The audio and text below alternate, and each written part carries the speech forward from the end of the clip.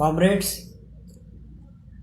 ಮತ್ತು ಪಕ್ಷದ ಬೆಂಬಲಿಗರೇ ಮತ್ತು ಪಕ್ಷದ ಹಿತೈಷಿಗಳೇ, ಈ ದಿನ ನಮ್ಮ ಪಕ್ಷದ ಕರ್ನಾಟಕ ರಾಜ್ಯ ಸಮಿತಿಯಿಂದ ಫ್ರೆಡ್ರಿಕ್ ಎಂಗೆಲ್ಸ್ ಅವರ 200ನೇ ಜನ್ಮವಾರ್ಷಿಕ ಸಂದರ್ಭದಲ್ಲಿ ಕಳೆದ ತಿಂಗಳು ನಮ್ಮ ಪಕ್ಷದ ಪ್ರಧಾನ ಕಾರ್ಯದರ್ಶಿಗಳಾದ ಕಮಲ್ ಪ್ರಭಾಸ್ ಘೋಷ್ ಅವರು ಏನು ಒಂದು ಆಂಗ್ಲ ಭಾಷೆಯಲ್ಲಿ ಮತ್ತು ಬೆಂಗಾಲಿ ಭಾಷೆಯಲ್ಲಿ ಏನು ಭಾಷಣ ಮಾಡಿದ್ರು, ಅದರ ಕನ್ನಡ ಅನುವಾದವನ್ನು ಇವತ್ತು ನಮ್ಮ ಪಕ್ಷದ ರಾಜ್ಯ ಕಾರ್ಯದರ್ಶಿಗಳಾದ ಕಮಲ್ ಉಮಾರು ನಡೆಸ್ಕೊಡ್ತಾರೆ. ಈಗಾಗಲೇ ಇದನ್ನು ನಾವು ಮೊದಲನೇ ಮಾಡಬೇಕಾಯಿತು. ಕಾರಣಾಂತರಗಳಿಂದ ನಿಮಗೆಲ್ಲ ಗೊತ್ತಿರಬೇಕು, ರೈತರ ಚಳವಳಿ, ಬೃಹತ್ತರ ಚಳವಳಿ ದೇಶ ಎಲ್ಲ ಕಡೆ ನಡೀತಾ ಇದೆ. ಆ ಒಂದು ಸಂದರ್ಭದಲ್ಲಿ ನಾವು ಬೇಗ ಅನುವಾದನ ಮಾಡಲಿಕ್ಕಾಗಿಲ್ಲ. ಈಗ ನಮ್ಮ ಪಕ್ಷದ ರಾಜ್ಯ ಕಾರ್ಯದರ್ಶಿಗಳಾದ ಕಮಲ್ ಉಮಾರ್ ಅವರು ಈ ಒಂದು ಕನ್ನಡ ಭಾಷಾ ಅನುವಾದವನ್ನು ನಡೆಸ್ಕೊಡ್ತಾರೆ.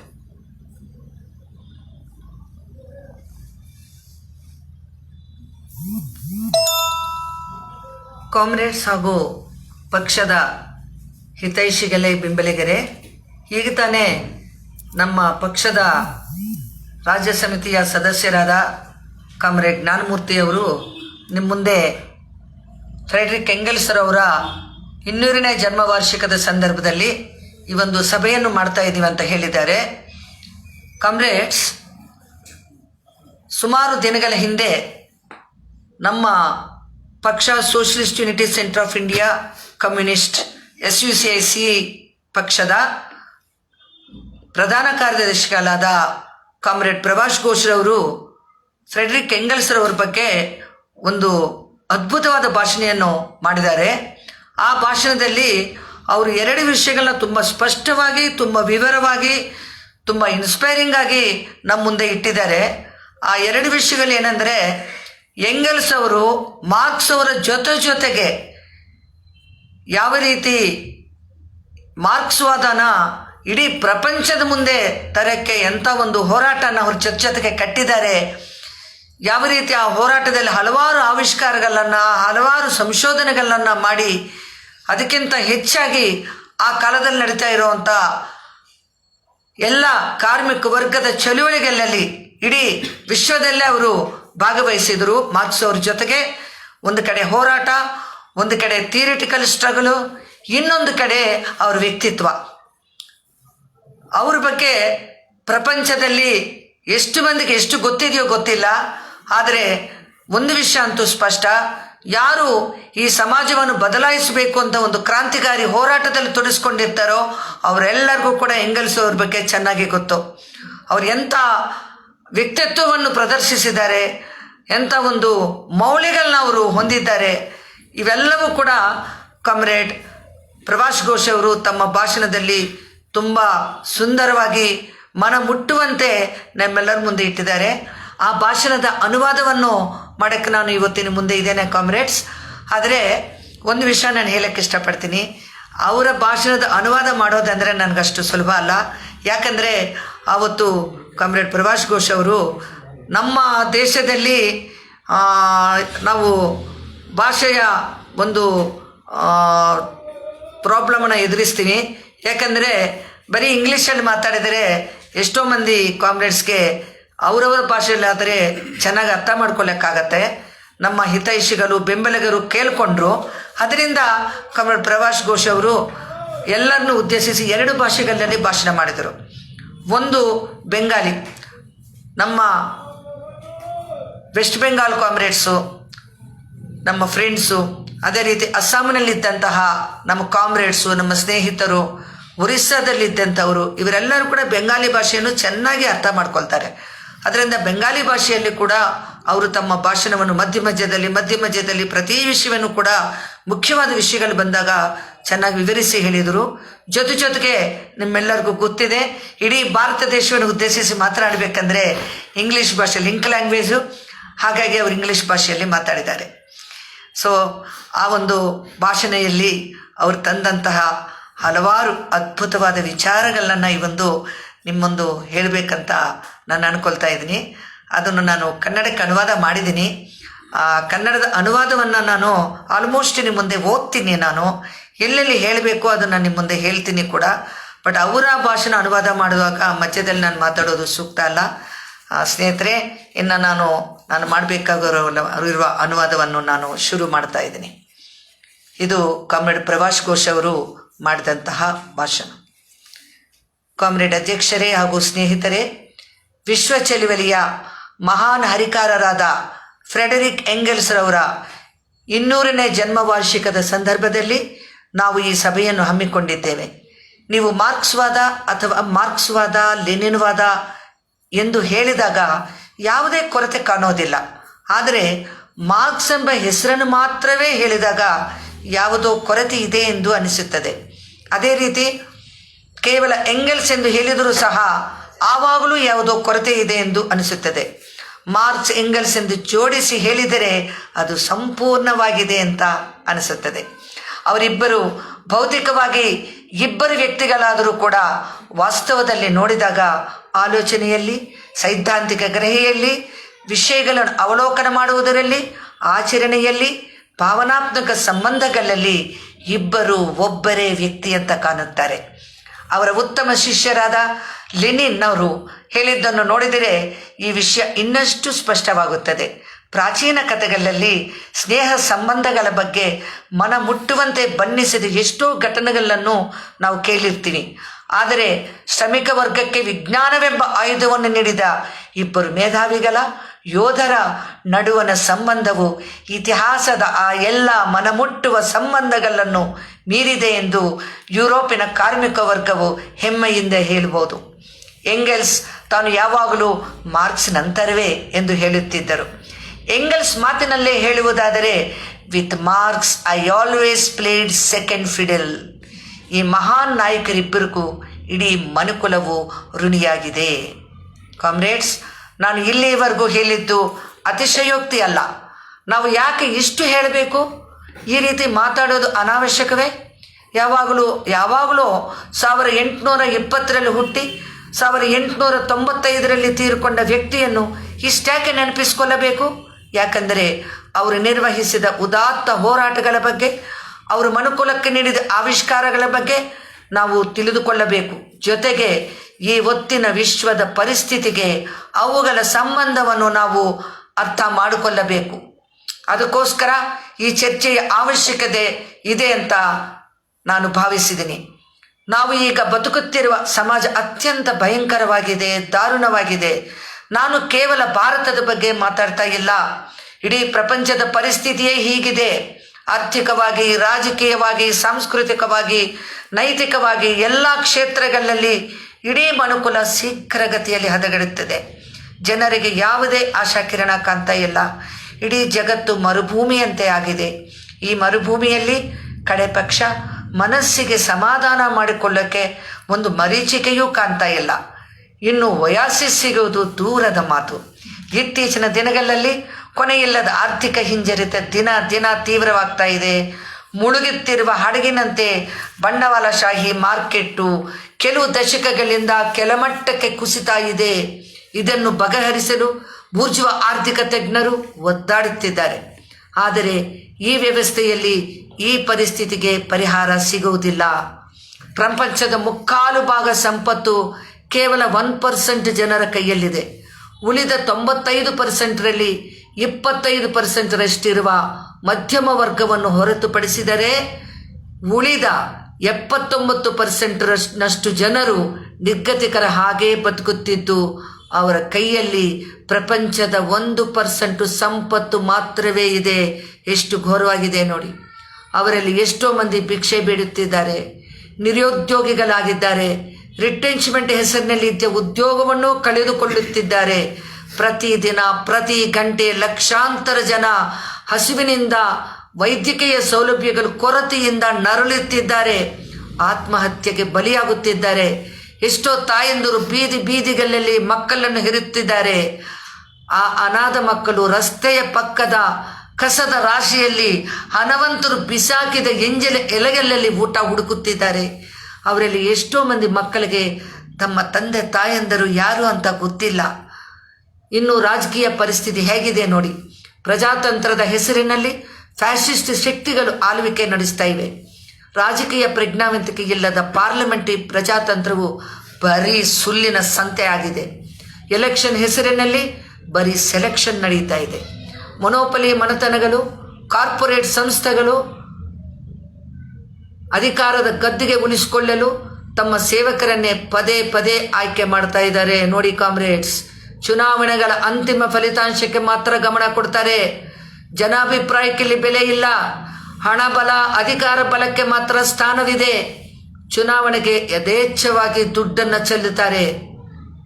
ಮೀಡಿಯಾ ಪವರ್, ಮಸಲ್ ಪವರ್ ಬಳಸ್ತಾರೆ. ಜನಸಾಮಾನ್ಯರಲ್ಲೂ ಕೂಡ ಎಲೆಕ್ಷನ್ಗಳಿಂದ ತಮಗೇನು ಪ್ರಯೋಜನವಿಲ್ಲ. ಸರ್ಕಾರಗಳು ಬದಲಾವಣೆ ಆಗ್ಬೋದು, ಆದರೆ ತಮ್ಮ ಜೀವನದಲ್ಲಿ ಏನೂ ಬದಲಾವಣೆ ಆಗಲ್ಲ ಅನ್ನೋ ಹತಾಶೆ ಕಾಡುತ್ತಿದೆ. ಕಪಟಿಗಳು, ಮೋಸಗಾರರು ಆಗಿದ್ದ ಈ ಬಂಡವಾಳಶಾಹಿ ನಾಯಕರು ನೂರಾರು ಸುಳ್ಳಾಶ್ವಾಸನೆಗಳನ್ನು ಹೊತ್ತು ಜನರ ಮುಂದೆ ಬರ್ತಾರೆ. ಅವರಲ್ಲಿ ಹಲವರು ಭ್ರಷ್ಟಾಚಾರಿಗಳು, ನೀತಿ ಕೆಟ್ಟಿದವರು, ಪಾತಕಿಗಳು ಇದ್ದುದನ್ನು ನಾವು ನೋಡ್ತಾ ಇದ್ದೀವಿ. ಇತ್ತೀಚೆಗೆ ತಮ್ಮದು ದೊಡ್ಡ ಪ್ರಜಾತಂತ್ರ ಅಂತ ಹೇಳಿಕೊಳ್ಳುವ ಅಮೆರಿಕಾದಲ್ಲಿ ಎಲೆಕ್ಷನ್ ಅನ್ನೋ ತಮಾಷೆ ನಡೆದಿದ್ದನ್ನು ನಾವು ನೋಡಿದ್ದೀವಿ. ಅದು ಹೇಗಿದೆ ಅಂದರೆ, ಒಂದು ಲೋಕಲ್ ಕ್ಲಬ್ಗೆ ನಡೆಯುವ ಚುನಾವಣೆಗಳು ಸಹ ನಾಚಿಕೆ ಪಟ್ಕೊಳ್ಳೋ ಥರ ಇದೆ. ಸಿರ್ಫ್ ಕುರ್ಚಿಗ ಲಡಾಯಿ, ಕೇವಲ ಕುರ್ಚಿಗಾಗಿ ಜಗಳ ನಡೆಯಿತು. ಎಲ್ಲ ಕಡೆಯೂ ಇದು ಸರ್ವೇ ಸಾಮಾನ್ಯವಾಗಿದೆ. ಜನ ಭಿಕ್ಷೆ ಬೇಡುತ್ತಾರೆ ಎಂದು ಈ ರಾಜಕೀಯ ನಾಯಕರಿಗೆ ಗೊತ್ತು. ಅಂಥವರನ್ನು ಪುಸಲಾಯಿಸಿ ದುಡ್ಡು ಕೊಟ್ಟು ಅವರ ಓಟು ಕೊಂದುಕೊಳ್ಳುವ ತಂತ್ರಗಳನ್ನು ರೂಪಿಸುತ್ತಾರೆ. ಈ ಎಲೆಕ್ಷನ್ಗಳಿಂದ ತಮಗೆ ದುಡ್ಡು ಸಿಗುತ್ತದೆ, ಯುವಕರಿಗೆ ಸಾರಾಯಿ, ಹಬ್ಬದ ಊಟ ಸಿಗುತ್ತದೆ ಅನ್ನೋ ಮನಸ್ಥಿತಿಗೆ ಜನರನ್ನು ತಳ್ಳಿದ್ದಾರೆ. ಇನ್ನು ಅಧಿಕಾರಶಾಹಿಗಳು ಹಣವಂತರಿಗಾಗಿ ಏನು ಬೇಕಾದರೂ ಮಾಡುತ್ತಾರೆ. ನ್ಯಾಯಾಧೀಶರನ್ನು ನೇಮಿಸೋದು, ಅವರನ್ನು ಅಪ್ಗ್ರೇಡ್ ಮಾಡೋದು, ವರ್ಗಾವಣೆ ಮಾಡೋದು, ಇವೆಲ್ಲ ಆಳ್ವಿಕ ವರ್ಗ, ಮಂತ್ರಿವರ್ಗ ಇಚ್ಛೆಗೆ ತಕ್ಕಂತೆ ನಡೆಯುತ್ತಿದೆ ಕಾಮ್ರೇಡ್ಸ್. ಹೀಗೆಂದು ಜನಸಾಮಾನ್ಯರೇ ಮಾತನಾಡುತ್ತಿದ್ದಾರೆ. ಮಾಧ್ಯಮಗಳನ್ನು ಹಣಬಲ ಇದ್ದವರು ಕಂಟ್ರೋಲ್ ಮಾಡ್ತಾ ಇರೋದು ಕೂಡ ನಾವು ನೋಡ್ತಾ ಇದ್ದೀವಿ. ವ್ಯಕ್ತಿ ಸ್ವಾತಂತ್ರ್ಯ, ವಾಕ್ ಸ್ವಾತಂತ್ರ್ಯ, ಪ್ರತಿಭಟಿಸುವ ಸ್ವಾತಂತ್ರ್ಯ ಎಲ್ಲವೂ ಬರೀ ಗಾಲಿ ಮಾತುಗಳಾಗಿವೆ. ಪ್ರತಿಭಟನಾ ಧ್ವನಿಯನ್ನು ಸಂಪೂರ್ಣವಾಗಿ ಹತ್ತಿಕ್ಕಿಟ್ಟಿದ್ದಾರೆ. ಇದು ಇಂದಿನ ಪರಿಸ್ಥಿತಿ. ಸಮಾಜದಲ್ಲಿ ಮೌಲ್ಯಗಳು ಉಳಿದಿವೆಯಾ ಎಂದು ಪ್ರಶ್ನೆ ಬರ್ತಾ ಇದೆ. ಹಿಂದಿನ ಕಾಲದಲ್ಲಿ ಧಾರ್ಮಿಕ ಮೌಲ್ಯಗಳು ಸಮಾಜಕ್ಕೆ ಒಳ್ಳೆಯದನ್ನು ಮಾಡಿದ್ದುಂಟು. ನಂತರ ಕಾಲದಲ್ಲಿ ಆ ಧಾರ್ಮಿಕ ಮೌಲ್ಯಗಳು ತಮ್ಮ ಪಾತ್ರವನ್ನು ಐತಿಹಾಸಿಕವಾಗಿ ಕಳೆದುಕೊಂಡಿವೆ. ಅಂದರೆ ಚಾರಿತ್ರಿಕವಾಗಿ ಧಾರ್ಮಿಕ ಮೌಲ್ಯಗಳು ತಮ್ಮ ಸತ್ವವನ್ನು ಕಳೆದುಕೊಂಡಾಗ ಮಾನವತಾವಾದ ಹಾಗೂ ಮಾನವತಾವಾದಿ ಮೌಲ್ಯಗಳು ಅಸ್ತಿತ್ವಕ್ಕೆ ಬಂದವು. ಈ ಹೊಸ ಸಾಂಸ್ಕೃತಿಕ ಮೌಲ್ಯಗಳು ಯುರೋಪಿನ ನವೋದಯ ಚಳುವಳಿಯಲ್ಲಿ ಮುನ್ನೆಲೆಗೆ ಬಂದವು. ನಮ್ಮ ಸ್ವಾತಂತ್ರ್ಯ ಹೋರಾಟದಲ್ಲಿಯೂ ಕೂಡ ಈ ಮಾನವತಾವಾದಿ ಮೌಲ್ಯಗಳ ಪಾತ್ರವಿತ್ತು. ಆದರೆ ಇಂದು ಧಾರ್ಮಿಕ ಮೌಲ್ಯಗಳು ಇಲ್ಲ, ಮಾನವತಾವಾದಿ ಮೌಲ್ಯಗಳೂ ಇಲ್ಲ, ಹೊಸ ಮೌಲ್ಯಗಳು ಸಹ ಬೆಳೆಯಲಿಲ್ಲ. ಹಾಗಾಗಿ ಸಾಂಸ್ಕೃತಿಕ ಶೂನ್ಯ ಎಲ್ಲೆಡೆ ಆವರಿಸಿದೆ ಕಾಮ್ರೇಡ್ಸ್. ಮಾನವ ಮೌಲ್ಯಗಳನ್ನು ಕಳೆದುಕೊಂಡಿರುವ ಒಂದು ಹೊಸ ವಿಚಿತ್ರ ಸಮುದಾಯವನ್ನು ನಾವು ನೋಡ್ತಾ ಇದ್ದೀವಿ ಅನ್ನಿಸ್ತದೆ. ವಾಸ್ತವವಾಗಿ ಮನುಷ್ಯ ಹುಟ್ಟಿನಿಂದನೇ ಮೌಲ್ಯಗಳನ್ನು ಹೊತ್ತುಕೊಂಡು ಹುಟ್ಟಲ್ಲ. ಬೆಳೆಯುತ್ತಾ ಸುತ್ತಮುತ್ತಲ ವಾತಾವರಣದಿಂದ ಅವನು ಕಲಿತು ಮೌಲ್ಯಗಳನ್ನು ತನ್ನಲ್ಲಿ ಬೆಳೆಸ್ಕೊಳ್ತಾನೆ.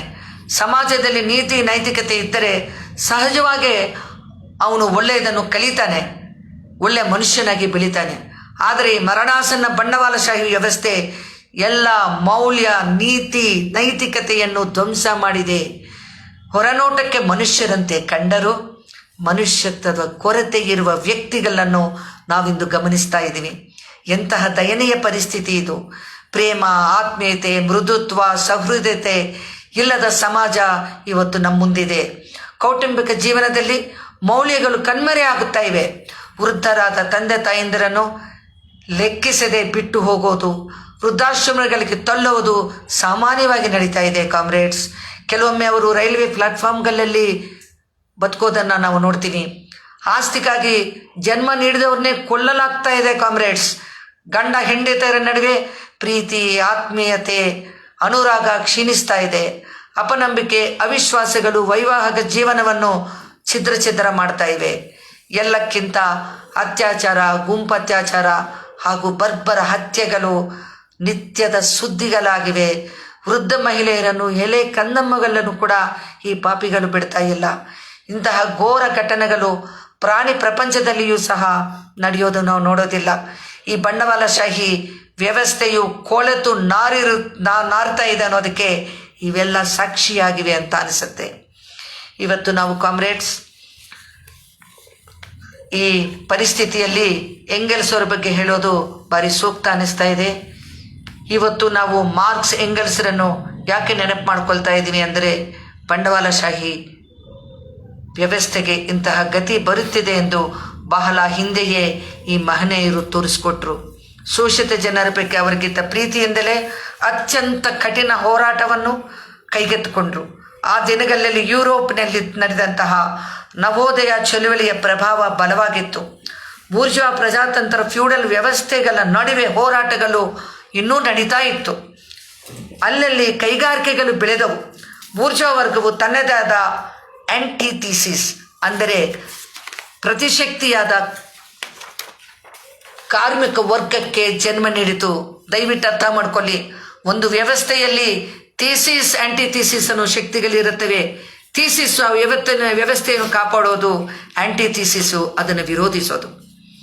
ಬೂರ್ಜಾ ವರ್ಗವನ್ನು ವಿರೋಧಿಸಿ ಅಲ್ಲಲ್ಲಿ ಪ್ರತಿಭಟನೆಗಳು ನಡೀತಾ ಇದ್ದವು. ಮಾರ್ಕ್ಸ್ ಎಂಗೆಲ್ಸ್ ಹುಟ್ಟಿದ್ದು, ಅವರ ಹೋರಾಟ ಬೆಳಕಿಗೆ ಬಂದಿದ್ದು ಅದೇ ಸಮಯದಲ್ಲಿ.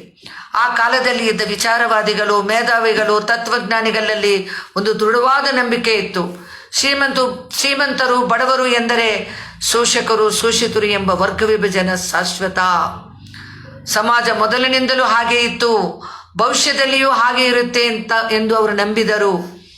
ಅವರ್ಯಾಕೆ ಹೀಗೆ ಭಾವಿಸ್ತಾರಂದರೆ, ಆದಿಮಾನವ ಸಮಾಜದಲ್ಲಿ ವರ್ಗ ವಿಭಜನೆಯಾದ ನಂತರ ಗುಲಾಮಗಿರಿ ವ್ಯವಸ್ಥೆಯಲ್ಲಿ ಗುಲಾಮರ ಒಡೆಯರು ಗುಲಾಮರು ಎಂದು, ನಂತರ ಬಂದ ಫ್ಯೂಡಲ್ ವ್ಯವಸ್ಥೆಯಲ್ಲಿ ರಾಜರು ಜಮೀನ್ದಾರರು ಮತ್ತು ಜೇತದಾಳುಗಳಾಗಿ ಇದ್ದಿದ್ದು, ನಂತರ ಬಂಡವಾಳಶಾಹಿ ವ್ಯವಸ್ಥೆ, ಅದರಲ್ಲೂ ಕೂಡ ವರ್ಗ ವಿಭಜನೆ, ಹೀಗೆ ಸಮಾಜ ಮುಂದುವರಿಯಿತು. ಇದೆಲ್ಲವನ್ನು ನೋಡಿ ವರ್ಗ ವಿಭಜನೆಗೆ ಅಂತ್ಯವಿಲ್ಲ, ಅದು ಅನಿವಾರ್ಯ ಮತ್ತು ಶಾಶ್ವತ ಎಂದು ಇವರೆಲ್ಲ ಬುದ್ಧಿಜೀವಿಗಳು ಭಾವಿಸಿದರು. ಈ ವಿಷಯದ ಬಗ್ಗೆ ವಾದ ವಿವಾದಗಳು ನಡೆಯುತ್ತಿದ್ದವು ಆ ಕಾಲದಲ್ಲಿ. ಆ ಕಾಲದ ತತ್ವಜ್ಞಾನಿಗಳ ಮತ್ತೊಂದು ನಂಬಿಕೆ ಏನೆಂದರೆ, ಪ್ರಕೃತಿಯನ್ನು ಮೀರಿದ ಒಂದು ಅಲೌಕಿಕ ಶಕ್ತಿ ಇದೆ ಎಂಬುದು. ವಿಶ್ವವು ಅಸ್ತಿತ್ವಕ್ಕೆ ಬರುವ ಮೊದಲೇ ಈ ಅಖಂಡ ವಿಚಾರ ಇದೆ ಎಂದು, ಅದೇ ವಿಚಾರ ವಿಶ್ವವನ್ನು ನಿಯಂತ್ರಿಸುತ್ತಿದೆ ಎಂದು ಅವರು ಭಾವಿಸಿದರು. ಮಾರ್ಕ್ಸ್ ಎಂಗೆಲ್ಸ್ ಈ ತತ್ವಜ್ಞಾನಗಳೆಲ್ಲವನ್ನು, ವಿಶೇಷವಾಗಿ ಫ್ಯೂರ್ಬಾಕ್ ಮತ್ತು ಹೆಗೆಲ್ರ ತತ್ವಶಾಸ್ತ್ರಗಳನ್ನು, ಅದೇ ರೀತಿ ಆಡಮ್ ಸ್ಮಿತ್ ಮತ್ತು ರಿಕಾರ್ಡ್ ಅವರ ರಾಜಕೀಯ ಅರ್ಥಶಾಸ್ತ್ರವನ್ನು ಕೂಲಂಕಷವಾಗಿ ಅಧ್ಯಯನ ಮಾಡಿದರು. ಜೊತೆಗೆ Saint Simon, Robert Owen, Charles Fourier ಸಮಾಜವಾದಿ ಸಿದ್ಧಾಂತವನ್ನು ಹಾಗೂ ಕಾಲ್ಪನಿಕ ಸಮಾಜವಾದಿ ಸಿದ್ಧಾಂತವನ್ನು, ಆ ಕಾಲದಲ್ಲಿ ಲಭ್ಯವಿದ್ದ ಇಡೀ ಜ್ಞಾನ ಭಂಡಾರವನ್ನು ಆಳವಾಗಿ ಅಧ್ಯಯನ ಮಾಡಿ ಪರಿಶ್ರಮದಾಯಕ ಹೋರಾಟಗಳನ್ನು ನಡೆಸಿ ಅಂದಿನ ತತ್ವಜ್ಞಾನಿಗಳ ಅಭಿಪ್ರಾಯಗಳು, ವಿಚಾರಗಳು ಸರಿಯಿಲ್ಲ, ತಪ್ಪಾಗಿವೆ ಎಂದು ಮಾರ್ಕ್ಸ್ ಮತ್ತು ಎಂಗೆಲ್ಸ್ರವರು ಸಾಬೀತು ಮಾಡಿದರು. ಕಾಮ್ರೇಡ್ಸ್, ಈ ಕಾಲ್ಪನಿಕ ಸಮಾಜವಾದಿ ಸಿದ್ಧಾಂತದ ಬಗ್ಗೆ ಮುಂದೆ ಎಂಗೆಲ್ಸ್ರವರು ಒಂದು ಬ್ಯೂಟಿಫುಲ್ ಪುಸ್ತಕನ ಬರೆದಿದ್ದರು. ಅದರಲ್ಲಿ ಎಲ್ಲ ರಾಂಗ್ ಐಡಿಯಾಸ್ನ ಚೆನ್ನಾಗಿ ಹೋರಾಡುತ್ತಾರೆ ಎಂಗೆಲ್ಸ್ರವರು.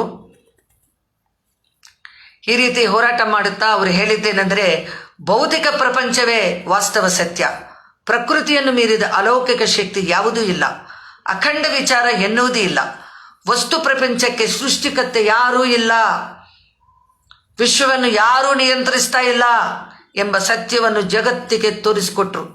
ಪ್ರತಿಯೊಂದು ವಸ್ತುವು ನಿರಂತರವಾಗಿ ಬದಲಾಗುತ್ತಾ ಚಲನೆಯಲ್ಲಿರುತ್ತದೆ. ಯಾವಾಗಲೂ ಯಾವುದೋ ಒಂದು ಹೊಸದು ಅಸ್ತಿತ್ವಕ್ಕೆ ಬರುತ್ತದೆ, ಅಂದರೆ ಅಸ್ತಿತ್ವದಲ್ಲಿ ಇದ್ದದ್ದು ನಶಿಸಿ ಹೋಗುತ್ತದೆ, ಮತ್ತೊಂದು ಅಸ್ತಿತ್ವಕ್ಕೆ ಬರುತ್ತದೆ, ಅದು ಹಾಗೆಯೇ ಮುಂದುವರಿಯುತ್ತದೆ. ಅಂದರೆ ಯಾವುದೂ ಶಾಶ್ವತ ಅಲ್ಲ ಎಂಬುದನ್ನು ವೈಜ್ಞಾನಿಕ ಪರಿಶೋಧನೆಗಳಿಂದ ತಿಳಿಸಿ, ಅಲ್ಲಿಂದ ವರ್ಗ ವಿಭಜನೆ ಕೂಡ ಶಾಶ್ವತವಲ್ಲ ಎಂದು ಸಾಬೀತು ಮಾಡರು. ಒಂದು ಕಾಲದಲ್ಲಿ ಮುಂದೆ ವರ್ಗಗಳು ಹೋಗುತ್ತವೆ ಅಂತ ತೋರಿಸ್ಕೊಟ್ರು. ಆದಿಮಾನವ ಸಮಾಜದಲ್ಲಿ ವರ್ಗ ವಿಭಜನೆ ಇರಲಿಲ್ಲ, ದಯವಿಟ್ಟು ಗಮನಿಸಿ. ಆಸ್ತಿ, ವ್ಯಕ್ತಿಗತ ಆಸ್ತಿ ಎಂಬ ಪರಿಕಲ್ಪನೆಗಳೇ ಇರಲಿಲ್ಲ.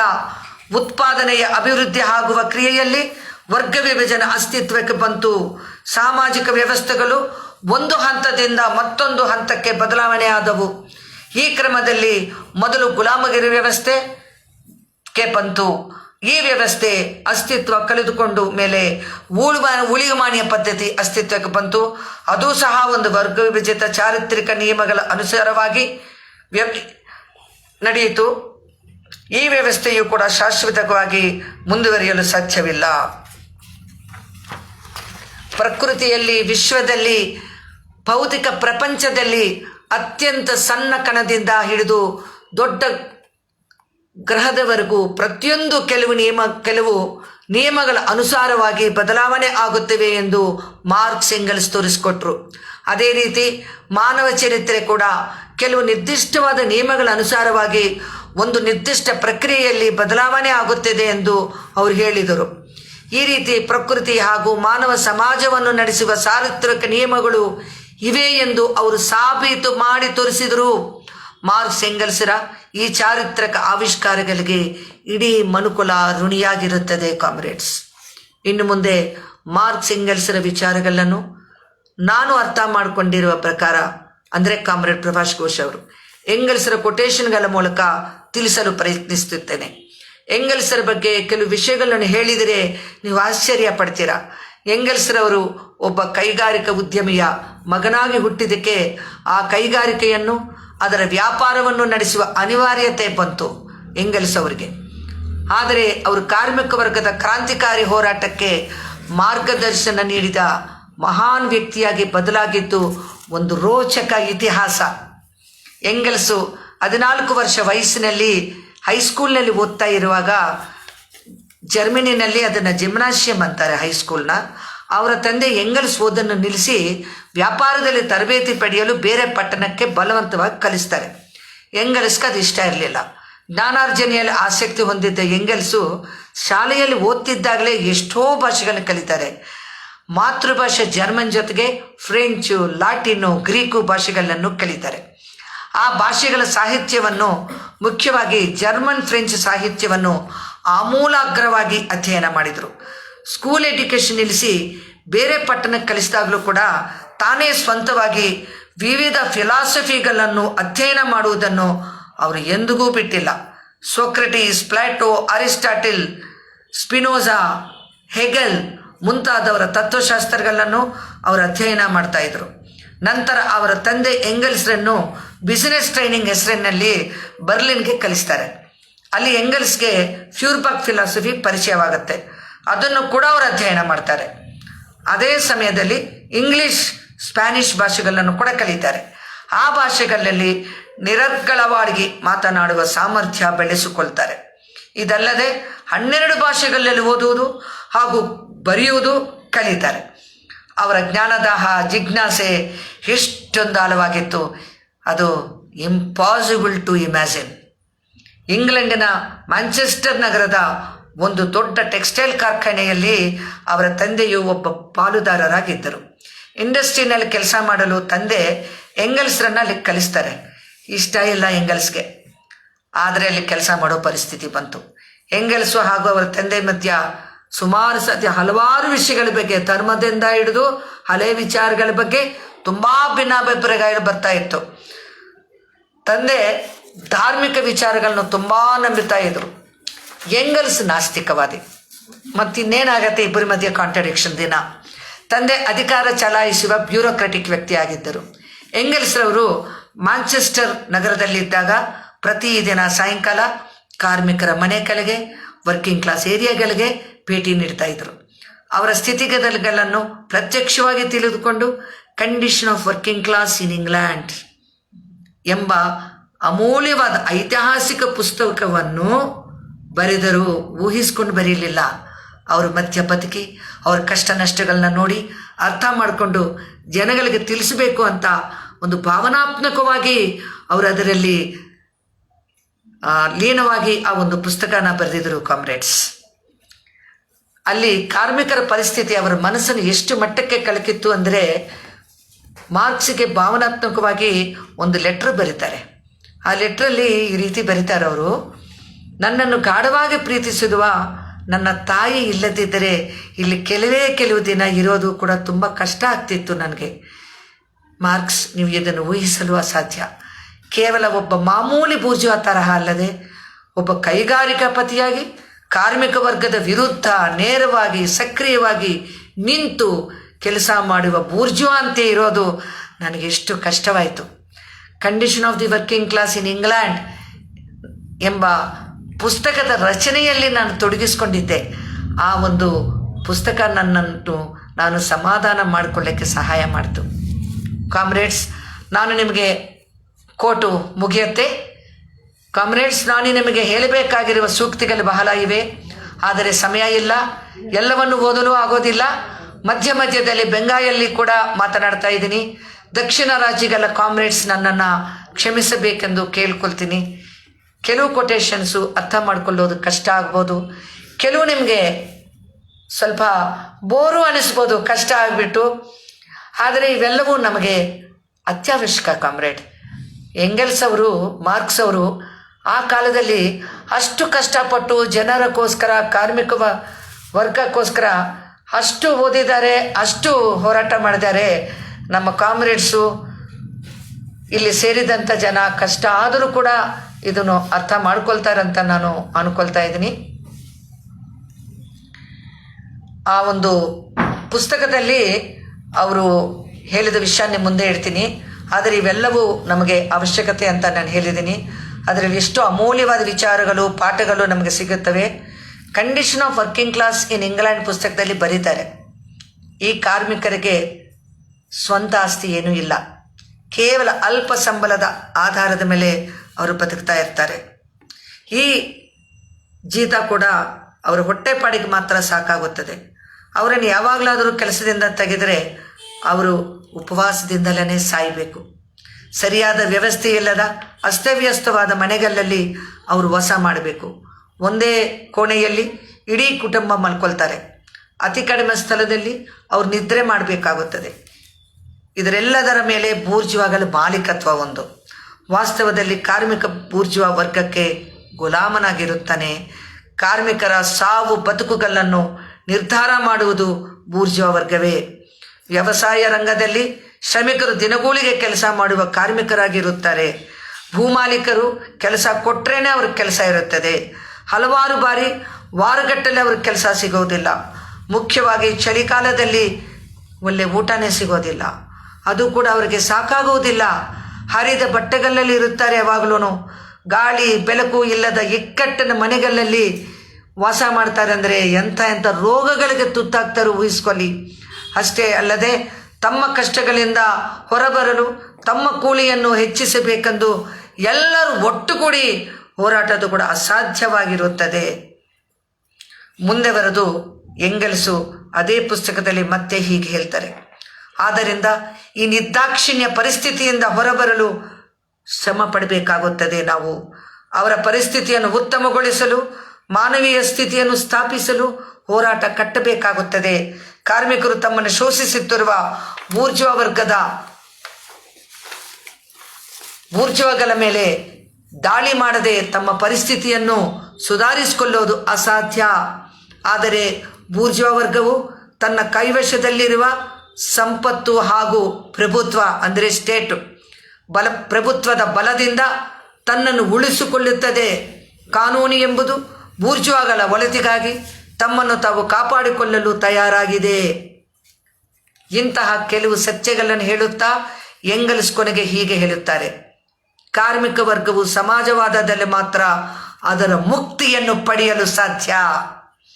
ಅದನ್ನು ಸಾಧಿಸಲು ರಾಜಕೀಯ ಚಳುವಳಿ ಅನಿವಾರ್ಯವೆಂದು ಕಾರ್ಮಿಕರು ಮನವರಿಕೆ ಮಾಡಿಕೊಳ್ಳಬೇಕು. ಎಂಗೆಲ್ಸ್ ಅವರು ಇದು ಕೇವಲ ಆರ್ಥಿಕ ಚಳುವಳಿ ಮಾತ್ರವಲ್ಲ, ರಾಜಕೀಯ ಚಳುವಳಿ ಸಹ ಎಂದು ಹೇಳುತ್ತಾರೆ. ಈ ಪುಸ್ತಕ ಬರೆದಿದ್ದು 1845ರಲ್ಲಿ. ಕಾರ್ಮಿಕರ ದುಸ್ಥಿತಿ ಬಗ್ಗೆ ಅವರು ನೀಡಿದ ವಿವರಣೆ ಇವತ್ತಿಗೂ ನಮ್ಮ ದೇಶದಲ್ಲಿ ಮಾತ್ರವಲ್ಲ, ಇಡೀ ಪ್ರಪಂಚದಲ್ಲಿ ಹಾಗೇ ಇದೆ. ಕಣ್ಣಿಗೆ ಕಟ್ಟಿದ ಹಾಗೆ ಎಂಗೆಲ್ಸ್ ಇವೆಲ್ಲವನ್ನು ಆ ಕಾಲದಲ್ಲೇ ತೋರಿಸಿದರು. ಅದು ಈ ಕಾಲಕ್ಕೂ ಕೂಡ ಪ್ರಸ್ತುತ. ಈ ಪುಸ್ತಕವನ್ನು ಓದಿದ ಮಾರ್ಕ್ಸ್ ಎಂಗೆಲ್ಸ್ರವರು ಉತ್ಪಾದನಾ ವಿಧಾನಗಳ ಸ್ವಭಾವದ ಬಗ್ಗೆ ಸಂಪೂರ್ಣವಾಗಿ ಅರ್ಥ ಮಾಡಿಕೊಂಡಿದ್ದಾರೆ ಎಂದು ಹೇಳುತ್ತಾರೆ. ಈ ಪುಸ್ತಕದ ಬಗ್ಗೆ ಲೆನಿನ್ ಹೀಗೆ ಬರೆಯುತ್ತಾರೆ, ಇದು ಲೆನಿನ್ ಅವರು ಬರಿತಾ ಇರೋದು. ಎಂಗೆಲ್ಸ್ ರವರಿಗಿಂತ ಮುಂಚೆ ಕಾರ್ಮಿಕರ ಕಷ್ಟಗಳನ್ನು ವಿವರಿಸುತ್ತಾ ಅವರಿಗೆ ಸಹಕರಿಸಬೇಕೆಂದು ಕೇಳಿ ಅದರ ಅವಶ್ಯಕತೆಯನ್ನು ತಿಳಿಸುತ್ತಾ ಅನೇಕ ಜನ ಬರೆದಿದ್ದಾರೆ. ಆದರೆ ಎಂಗೆಲ್ಸ್ರವರು ಯಾರೂ ಹೇಳಲು ಸಾಧ್ಯವಾಗದ ವಿಚಾರವನ್ನು ಈ ರೀತಿ ತಿಳಿಸಿದ್ದಾರೆ. ಕಾರ್ಮಿಕ ವರ್ಗವು ಕೇವಲ ಕಷ್ಟಗಳನ್ನು ನೋವುಗಳನ್ನು ಅನುಭವಿಸುವ ವರ್ಗ ಮಾತ್ರವಲ್ಲ, ನಿಜಕ್ಕೂ ಈ ಘೋರವಾದ ಆರ್ಥಿಕ ಪರಿಸ್ಥಿತಿಯೇ ಕಾರ್ಮಿಕರನ್ನು ಹಿಂದಿರುಗದೆ ಮುನ್ನಡೆಸುತ್ತದೆ ಹಾಗೂ ತಮ್ಮ ಅಂತಿಮ ವಿಮುಕ್ತಿಗಾಗಿ ಹೋರಾಡಲು ಅವರನ್ನು ಪ್ರೇರೇಪಿಸುತ್ತದೆ. ತಮ್ಮ ವಿಮುಕ್ತಿ ಕೇವಲ ಸೋಷಿಯಲಿಸಂನಲ್ಲೇ ಸಾಧ್ಯವಾಗುತ್ತದೆ ಎಂಬ ವಿಷಯವನ್ನು ಕಾರ್ಮಿಕರು ಗ್ರಹಿಸುವುದಕ್ಕೆ ಅವರ ಮಾಡುವ ರಾಜಕೀಯ ಚಳುವಳಿಯ ಅನಿವಾರ್ಯ ಎಂದು ಎಂಗೆಲ್ಸ್ ತಿಳಿಸಿದರು. ಈ ಪುಸ್ತಕವು ಬಂಡವಾಳಶಾಹಿ ಪದ್ಧತಿಯ ಕ್ರೂರತೆಯನ್ನು, ಬೂರ್ಜುವ ವರ್ಗ ಲಕ್ಷಣವನ್ನು ಅತ್ಯಂತ ತೀಕ್ಷ್ಣವಾಗಿ ಬಯಲಿಗೆಳೆದಿದೆ. ಅದು ಒಂದು ಗಾಢವಾದ ಛಾಪನ್ನು ಮೂಡಿಸಿದೆ. ಆಧುನಿಕ ಕಾರ್ಮಿಕ ವರ್ಗದ ಪರಿಸ್ಥಿತಿಯನ್ನು ಉತ್ತಮ ರೀತಿಯಲ್ಲಿ ತಿಳಿಸಿದೆ. ಈ ಪುಸ್ತಕವನ್ನು ಎಷ್ಟೋ ಕಡೆ ಎಷ್ಟೋ ಮಂದಿ ಉಲ್ಲೇಖಿಸುತ್ತಾರೆ. 1845ಕ್ಕೆ ಮೊದಲು ಅಥವಾ ನಂತರ ಕಾರ್ಮಿಕ ವರ್ಗದ ಪರಿಸ್ಥಿತಿಯನ್ನು ಇಷ್ಟು ಚೆನ್ನಾಗಿ ವಿವರಿಸಿದ ಬರವಣಿಗೆ ಮತ್ಯಾವುದು ಬಂದಿಲ್ಲ. ಇದು ಲೆನಿನ್ ಅವರ ಕೋಟು ಎಂಡ್ ಆಗುತ್ತೆ ಕಾಮ್ರೇಡ್ಸ್. ಎಂಗೆಲ್ಸ್ ಬಗ್ಗೆ ಲೆನಿನ್ ಹೇಳಿದ ಮತ್ತೊಂದು ವಿಷಯವನ್ನು ನಿಮ್ಮ ಮುಂದೆ ಇಡ್ತೀನಿ. ಇವುಗಳನ್ನು ನಾನು ಲೆನಿನ್ ಅವರು ಹೇಳಿದಂತೆಯೇ ಓದ್ತೀನಿ.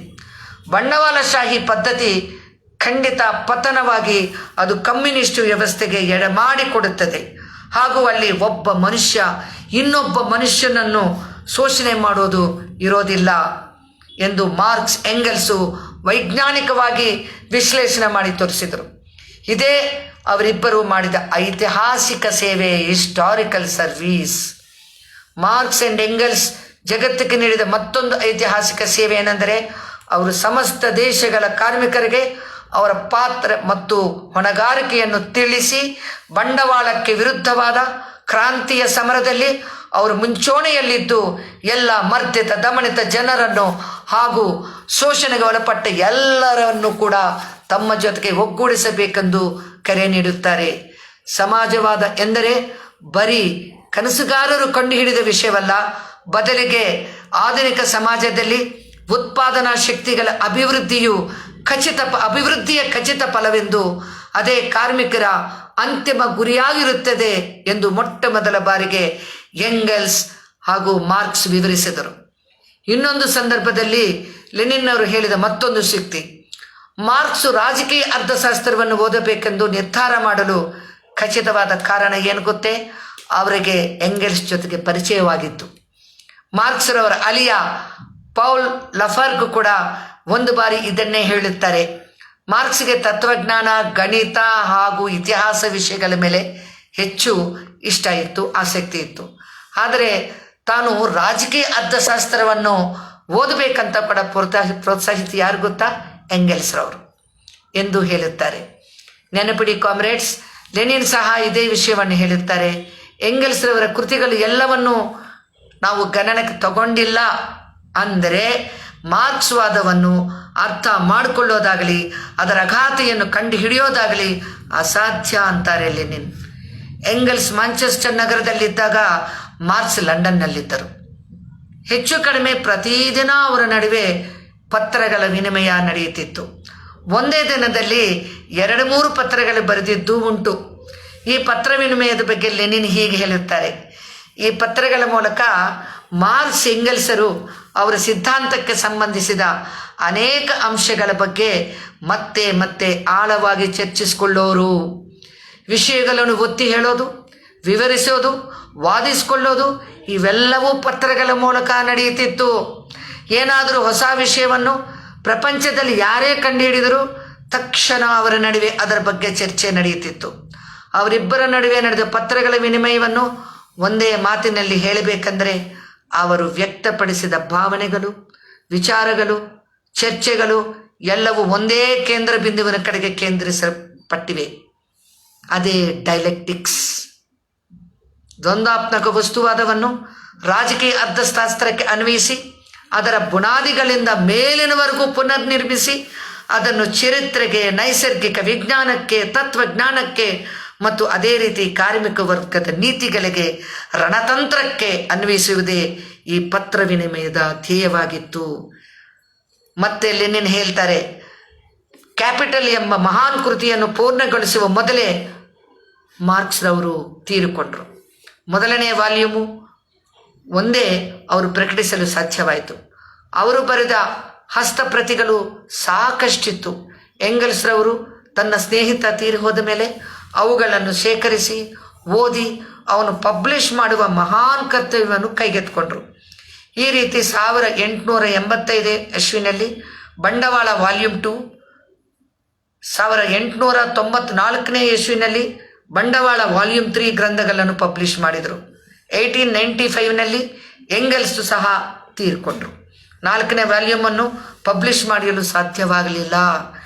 2 ಹಾಗೂ 3ನೇ ವಾಲ್ಯೂಮ್ಗಳನ್ನು ಪ್ರಕಟಿಸಲು ಎಂಗಲ್ಸು ತೀವ್ರವಾಗಿ ಶ್ರಮ ಪಡಬೇಕಾಯಿತು.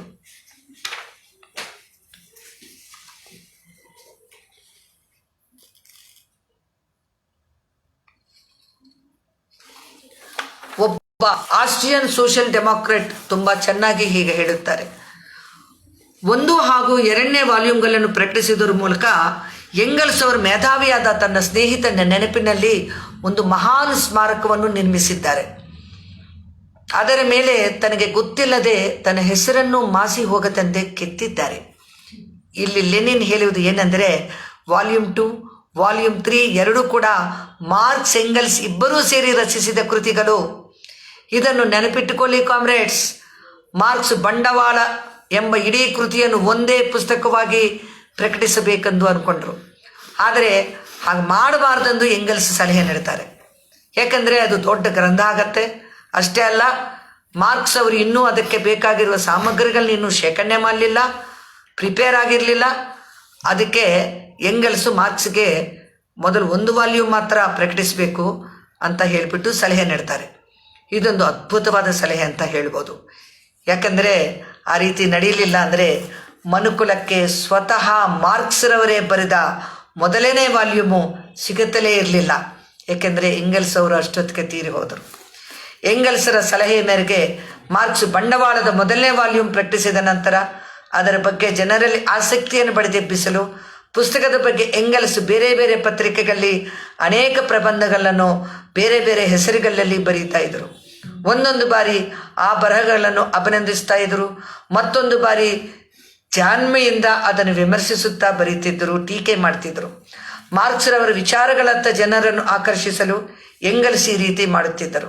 ಕಾಮ್ರೇಡ್ಸ್, ನಾನು ಏನು ಹೇಳ್ತಾ ಇದ್ದೀನಿ ಅಂದರೆ, ಇದೆಲ್ಲ ನೋಡಿದರೆ ಎಂಗಲ್ಸ್ರವರು ತನ್ನನ್ನು ತಾನೇ ಹಾಗೇ ಕರೆದುಕೊಂಡರೂ ಸಹ ಅವರನ್ನು ಸೆಕೆಂಡ್ ಫಿಡೆಲ್, ಎರಡನೇ ಪಾತ್ರೆಯಾಗಿ ನಾವು ಪರಿಗಣಿಸಲು ಸಾಧ್ಯವಿಲ್ಲ. ಎಂಗಲ್ಸ್ ಅವರ ರಚನೆಗಳನ್ನು ಓದುವಾಗ ನನಗೆ ಅದರಲ್ಲಿ ಅತ್ಯುನ್ನತ ಸಂಸ್ಕೃತಿ ಕಾಣುತ್ತೆ ಕಾಮ್ರೇಡ್ಸ್. ಅವರು ಬರೆದ ಈ 3 ಪುಸ್ತಕಗಳನ್ನು ವಗ್ಗ ಪ್ರಜ್ಞೆ ಇದ್ದ ಕಾರ್ಮಿಕರು ತಮ್ಮ ಪಿಡಿಗಳಂತೆ ಪರಿಗಣಿಸಬೇಕೆಂದು ಲೆನಿನ್ ಸೂಚಿಸುತ್ತಾರೆ. ಆಂಟಿ ಡ್ಯೂರಿಂಗ್, ಕಮ್ಯುನಿಸ್ಟ್ ಮ್ಯಾನಿಫೆಸ್ಟೋ, 3ನೇದು ಲುಡ್ವಿಗ್ ಫ್ಯೂರ್ಬಾಕ್ ಆ್ಯಂಡ್ 4ನೇದು the end of classical German philosophy. ಇಷ್ಟೇ ಅಲ್ಲದೆ ಡೈಲೆಕ್ಟಿಕ್ಸ್ ಆಫ್ ನೇಚರ್, 2ನೇದು ಸೋಷಿಯಲಿಸಮ್, ಯುಟೋಪಿಯನ್ ಆ್ಯಂಡ್ ಸೈಂಟಿಫಿಕ್. ಇದನ್ನು ಆಂಟಿ ಡ್ಯೂರಿಂಗ್ ಪುಸ್ತಕದಲ್ಲಿ ಒಂದು ಚಾಪ್ಟರ್ ಆಗಿ ಬರೀತಾರೆ.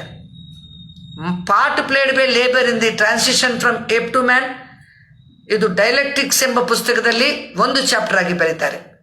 Origin of family, private property and state, ಅಂದರೆ ಕುಟುಂಬ, ವೈಯಕ್ತಿಕ ಆಸ್ತಿ, ರಾಜ್ಯಾಂತರದ ಉಗಮ. ಇವೆಲ್ಲವೂ ಎಂಗಲ್ಸ್ ನೀಡಿದ ಅದ್ವಿತೀಯ ಕಾಣಿಕೆಗಳು. ಇನ್ನು ಅನೇಕ ಪುಸ್ತಕಗಳಿವೆ. ಟೈಮ್ ಪರ್ಮಿಟ್ ಮಾಡಿದರೆ ಕೊನೆಯಲ್ಲಿ ನಾನು ಅವುಗಳ ಹೆಸರುಗಳನ್ನು ಓದ್ತೀನಿ. 1843ನಲ್ಲಿ ಎಂಗಲ್ಸು ಮಾರ್ಕ್ಸು ಎಡಿಟ್ ಮಾಡ್ತಾ ಇರುವಂಥ ಒಂದು ಪತ್ರಿಕೆಗೆ ತನ್ನ ಕೆಲವು ಪ್ರಬಂಧಗಳನ್ನು ಕಲಿಸ್ತಾರೆ. ಆಗ ಅವರಿಬ್ಬರ ಮಧ್ಯೆ ಪರಿಚಯ ಇರಲಿಲ್ಲ. ಇದು ಗಮನಿಸಿ. ಎಂಗಲ್ಸ್ ಬರೆದ ಪ್ರಬಂಧಗಳನ್ನು ಮಾರ್ಕ್ಸ್ರವರು ಒಬ್ಬ ಎಡಿಟರ್ ಆಗಿ ಎಲ್ಲ ನೋಡಿ ಅದಕ್ಕೆ ಒಪ್ಪಿಗೆ ನೀಡ್ತಾ ಇದ್ರು. ನಂತರ 1859ನೇ ಇಸ್ವಿನಲ್ಲಿ ಎಂಗಲ್ಸ್ ಅವರ ಇನ್ನೊಂದು ಪುಸ್ತಕ Marx a contribution to the critique of political economy ಎಂಬ ಪುಸ್ತಕದ ಮುನ್ನುಡಿಯಲ್ಲಿ ಮಾರ್ಕ್ಸ್ ಹೀಗೆ ಬರೆದರು. ಮಾರ್ಕ್ಸ್ ಬರಿತಾ ಇದ್ದಾರೆ ಇದನ್ನು. ಮಾರ್ಕ್ಸ್ ಹೇಳ್ತಾ ಇದ್ದಾರೆ ಎಂಗಲ್ಸ್ ಬಗ್ಗೆ, ಎಂಗಲ್ಸ್ ಕೃತಿ ಬಗ್ಗೆ.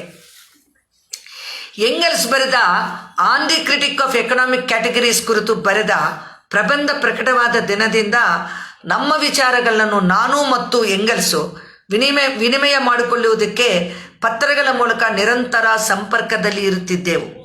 ನಾವು ಈ ಚರ್ಚೆಗಳ ಫಲದಿಂದ ಯಾವ ತೀರ್ಮಾನಕ್ಕೆ ಬರಲು ಬಯಸಿದ್ದೇನೋ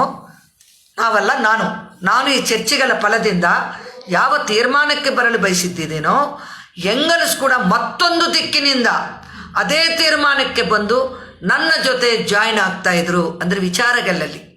ನಂತರ 1845ನಲ್ಲಿ ಅವರು ಕೂಡ ಬ್ರಸೆಲ್ಸ್ ನಗರದಲ್ಲಿ ವಾಸ ಮಾಡಲು ಬಂದಾಗ ಒಟ್ಟಿಗೆ ನಾವು ಜರ್ಮನ್ ಫಿಲಾಸಫಿಯಲ್ಲಿದ್ದ ತಾತ್ವಿಕ ವಿಚಾರಗಳಿಗೆ ವಿರುದ್ಧವಾಗಿ ನಮ್ಮ ವಿಚಾರಗಳನ್ನು ಜಂಟಿಯಾಗಿ ಎಲ್ಲರಿಗೂ ತಿಳಿಸಬೇಕೆಂದು ನಿರ್ಧಾರ ಮಾಡಿದೆವು.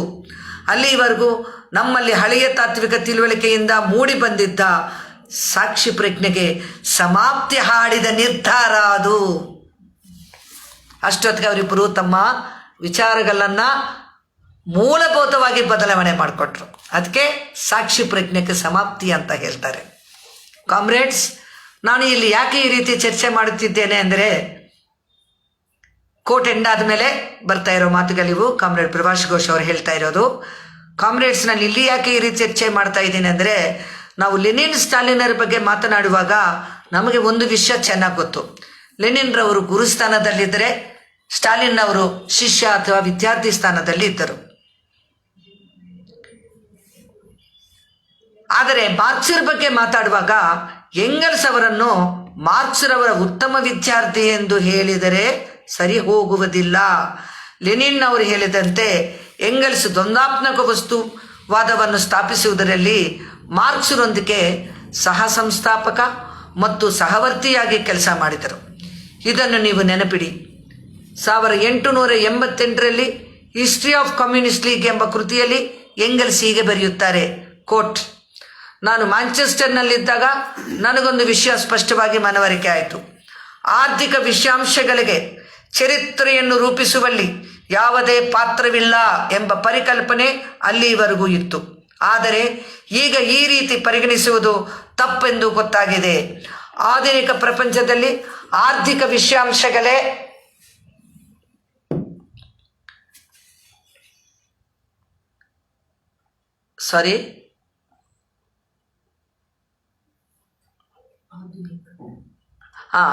ಆಧುನಿಕ ಪ್ರಪಂಚದಲ್ಲಿ ಈ ಆರ್ಥಿಕ ವಿಷಯಾಂಶಗಳೇ ಐತಿಹಾಸಿಕ ಪಾತ್ರವನ್ನು ವಹಿಸುತ್ತವೆ. ವರ್ಗಗಳ ನಡುವೆ ಇಂದು ಕಾಣುತ್ತಿರುವ ವೈರುಧ್ಯತೆ ಚರಿತ್ರೆಯ ಉಗಮಕ್ಕೆ ಎಡೆಮಾಡಿಕೊಡುತ್ತದೆ ಹಾಗೂ ಆರ್ಥಿಕ ವಿಷಯಗಳು ಅದರ ಬುನಾದಿಯಾಗಿ ಕೆಲಸ ಮಾಡುತ್ತವೆ.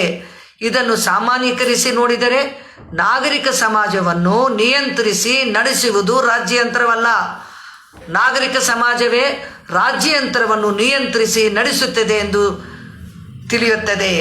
ಅದರಿಂದ ಆರ್ಥಿಕ ಸಂಬಂಧಗಳು ಹಾಗೂ ಸಂಬಂಧಗಳ ಅಭಿವೃದ್ಧಿಯ ಆಧಾರದ ಮೇಲೆಯೇ ಇತಿಹಾಸವನ್ನು ವಿವರಿಸಬೇಕಾಗುತ್ತದೆ. ಈ ತಿಳುವಳಿಕೆಯು ಆರ್ಥಿಕ ವಿಷಯಾಂಶಗಳ ಬಗ್ಗೆ ಹಿಂದೆ ಇದ್ದ ತಿಳುವಳಿಕೆಯನ್ನು ಉಲ್ಟಾ ಪಲ್ಟಾ ಮಾಡುತ್ತದೆ ಎಂದು ಸ್ಪಷ್ಟವಾಗುತ್ತದೆ. 1844ರಲ್ಲಿ ನಾನು ಪ್ಯಾರಿಸ್ ನಗರದಲ್ಲಿ ಮಾರ್ಕ್ಸರನ್ನು ಭೇಟಿಯಾದಾಗ ಎಲ್ಲ ಸೈದ್ಧಾಂತಿಕ ರಂಗಗಳಲ್ಲಿ ನಮ್ಮಿಬ್ಬರ ನಡುವೆ ಸಹಾನುಮತ ಇದೆ ಎಂದು ಮತ್ತೆ ಸ್ಪಷ್ಟವಾಯಿತು. ಅಂದಿನಿಂದ ನಾವಿಬ್ಬರು ಜಂಟಿಯಾಗಿ ಕೆಲಸ ಮಾಡಲು ಶುರು ಮಾಡಿದೆವು. ಮತ್ತೆ 1845ರಲ್ಲಿ ಬ್ರಸೆಲ್ಸ್ ನಗರದಲ್ಲಿ ನಾವು ಭೇಟಿಯಾಗುವ ಹೊತ್ತಿಗೆ ಮಾರ್ಕ್ಸ್ರವರು ಇತಿಹಾಸಕ್ಕೆ ಸಂಬಂಧಪಟ್ಟಂತೆ ವಸ್ತುವಾದಿ ಸಿದ್ಧಾಂತವನ್ನು ಅದರ ವಿವಿಧ ಪ್ರಮುಖ ಲಕ್ಷಣಗಳನ್ನು ಮೇಲೆ ತಿಳಿಸಿದ ವಿಚಾರಗಳ ಆಧಾರದ ಮೇಲೆ ಅಭಿವೃದ್ಧಿಗೊಳಿಸಿದರು.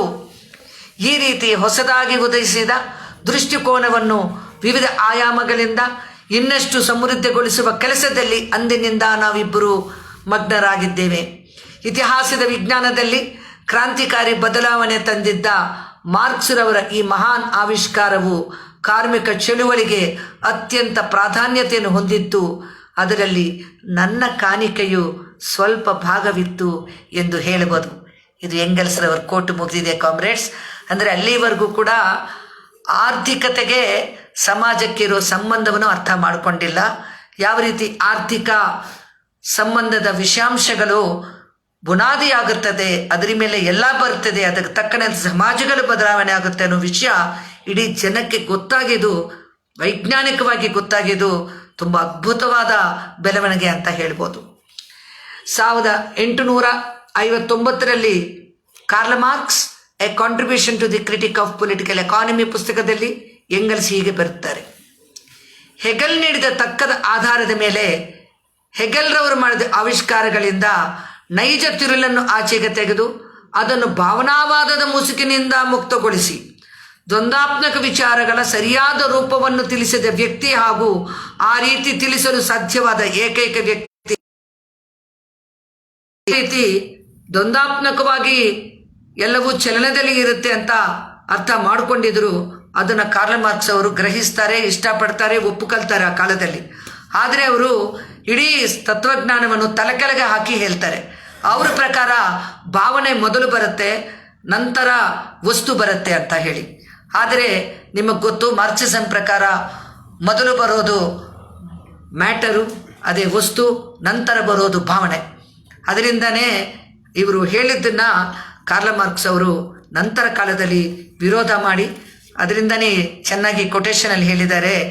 ಆ ಒಂದು ಭಾವನಾವಾದದ ಮುಸುಗಿನಿಂದ ದ್ವಂದ್ವಾತ್ಮಕ ವಿಚಾರಗಳನ್ನು ಆಚೆ ತೆಗೆದು ಮುಕ್ತಗೊಳಿಸಿ ತುಂಬ ಸ್ಪಷ್ಟವಾಗಿ ಕಾರ್ಲ್ ಮಾರ್ಕ್ಸ್ನ ಮುದ್ದಿಟ್ಟಿದ್ದಾರೆ ಅಂತ ಹೇಳಿ.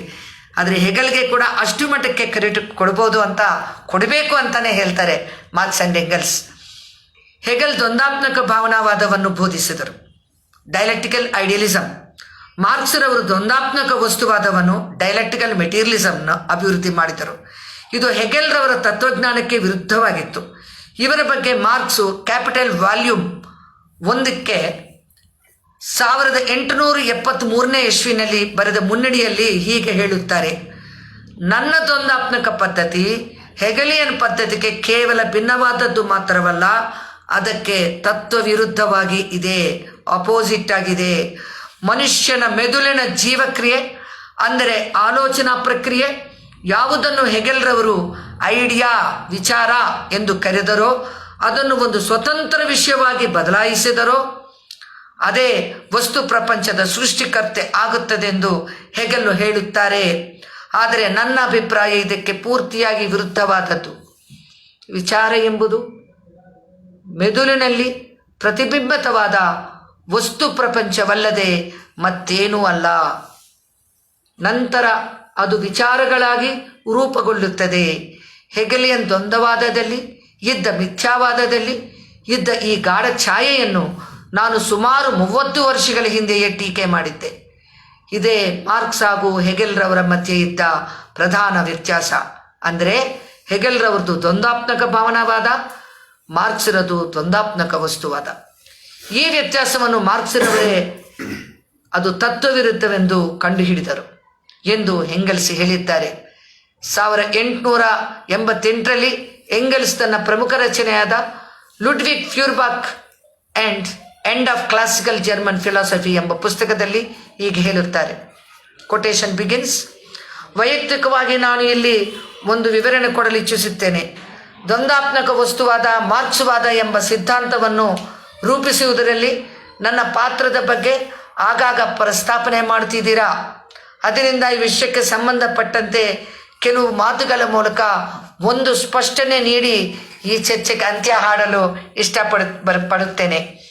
ಈ ಸಿದ್ಧಾಂತವನ್ನು ಸ್ಥಾಪಿಸುವುದರಲ್ಲಿ ಪ್ರಮುಖವಾಗಿ ಅದನ್ನು ಮತ್ತಷ್ಟು ವಿಸ್ತೃತಗೊಳಿಸುವುದರಲ್ಲಿ ನಾನು ಮಾರ್ಕ್ಸ್ ಜೊತೆಯಲ್ಲಿ ಕೆಲಸ ಮಾಡಿದ 40 ವರ್ಷಗಳಲ್ಲಿ ಹಾಗೂ ಅದಕ್ಕೆ ಹಿಂದೆ ಕೂಡ ನನ್ನ ಸ್ವತಂತ್ರ ಪಾತ್ರ ಇದೆ ಎಂಬ ವಿಷಯವನ್ನು ನಾನು ನಿರಾಕರಣೆ ಮಾಡೋದಿಲ್ಲ. ಆದರೆ ಅದರ ಪ್ರಮುಖ ಹಾಗೂ ಮೂಲಭೂತ ವಿಚಾರಗಳನ್ನು, ಅದರಲ್ಲೂ ಮುಖ್ಯವಾಗಿ ಇತಿಹಾಸ ಮತ್ತು ಆರ್ಥಿಕ ರಂಗಗಳಲ್ಲಿ ಅವುಗಳನ್ನು ಸಮಗ್ರವಾಗಿ ನಿರ್ದಿಷ್ಟವಾಗಿ ವ್ಯಾಖ್ಯಾನಿಸುವುದರಲ್ಲಿ ಮಾರ್ಕ್ಸ್ ವಹಿಸಿದ ಪಾತ್ರ ಬಹಳ ಮಹತ್ತರವಾಗಿ ಇತ್ತು. ನಾನು ಯಾವುದನ್ನು ಆವಿಷ್ಕಾರ ಮಾಡಿದೆನೋ ಅವುಗಳನ್ನು ನನ್ನ ಸಹಕಾರವಿಲ್ಲದೆಯೇ ಸುಲಭವಾಗಿ ಪೂರ್ಣಗೊಳಿಸುವ ಸಾಮರ್ಥ್ಯ ಮಾರ್ಕ್ಸ್ರವರಿಗೆ ಇತ್ತು. ಬಹುಶಃ ಜ್ಞಾನಕ್ಕೆ ಸಂಬಂಧಿಸಿದ 2-3 ಪ್ರತ್ಯೇಕ ರಂಗಗಳನ್ನು ಬಿಟ್ಟು ಅಂದುಕೊಳ್ಳಿ. ಆದರೆ ಮಾರ್ಕ್ಸ್ರವರು ಯಾವುದನ್ನು ಮಾಡಿದರೋ ಅದನ್ನು ಅವರು ಹಾಗೆಯೇ ಮಾಡಲು ನನಗಾಗುತ್ತಿರಲಿಲ್ಲ. ಮಾರ್ಕ್ಸ್ ನಮ್ಮೆಲ್ಲರಿಗಿಂತ ಎತ್ತರ ಸ್ಥಾನದಲ್ಲಿ ನಿಂತು ದೂರದ ಭವಿಷ್ಯವನ್ನು ನೋಡಬಲ್ಲರು. ನಮ್ಮೆಲ್ಲರಿಗಿಂತ ಹೆಚ್ಚು ವಿಸ್ತೃತವಾಗಿ, ಹೆಚ್ಚು ಸಮಗ್ರವಾಗಿ, ಹೆಚ್ಚು ವೇಗವಾಗಿ ನೋಡಬಲ್ಲರು. ಮಾರ್ಕ್ಸ್ ಒಬ್ಬ ಮಹಾನ್ ಮೇಧಾವಿ. ನಾವು ಕೇವಲ ಪ್ರತಿಭಾವಂತರಾಗಿದ್ದೇವೆ. ಅವರು ಇಲ್ಲದಿದ್ದರೆ ನಮ್ಮ ಈ ಸಿದ್ಧಾಂತವು ಇವತ್ತು ಇದ್ದ ಹಾಗೆ ಇರುತ್ತಿರಲಿಲ್ಲ.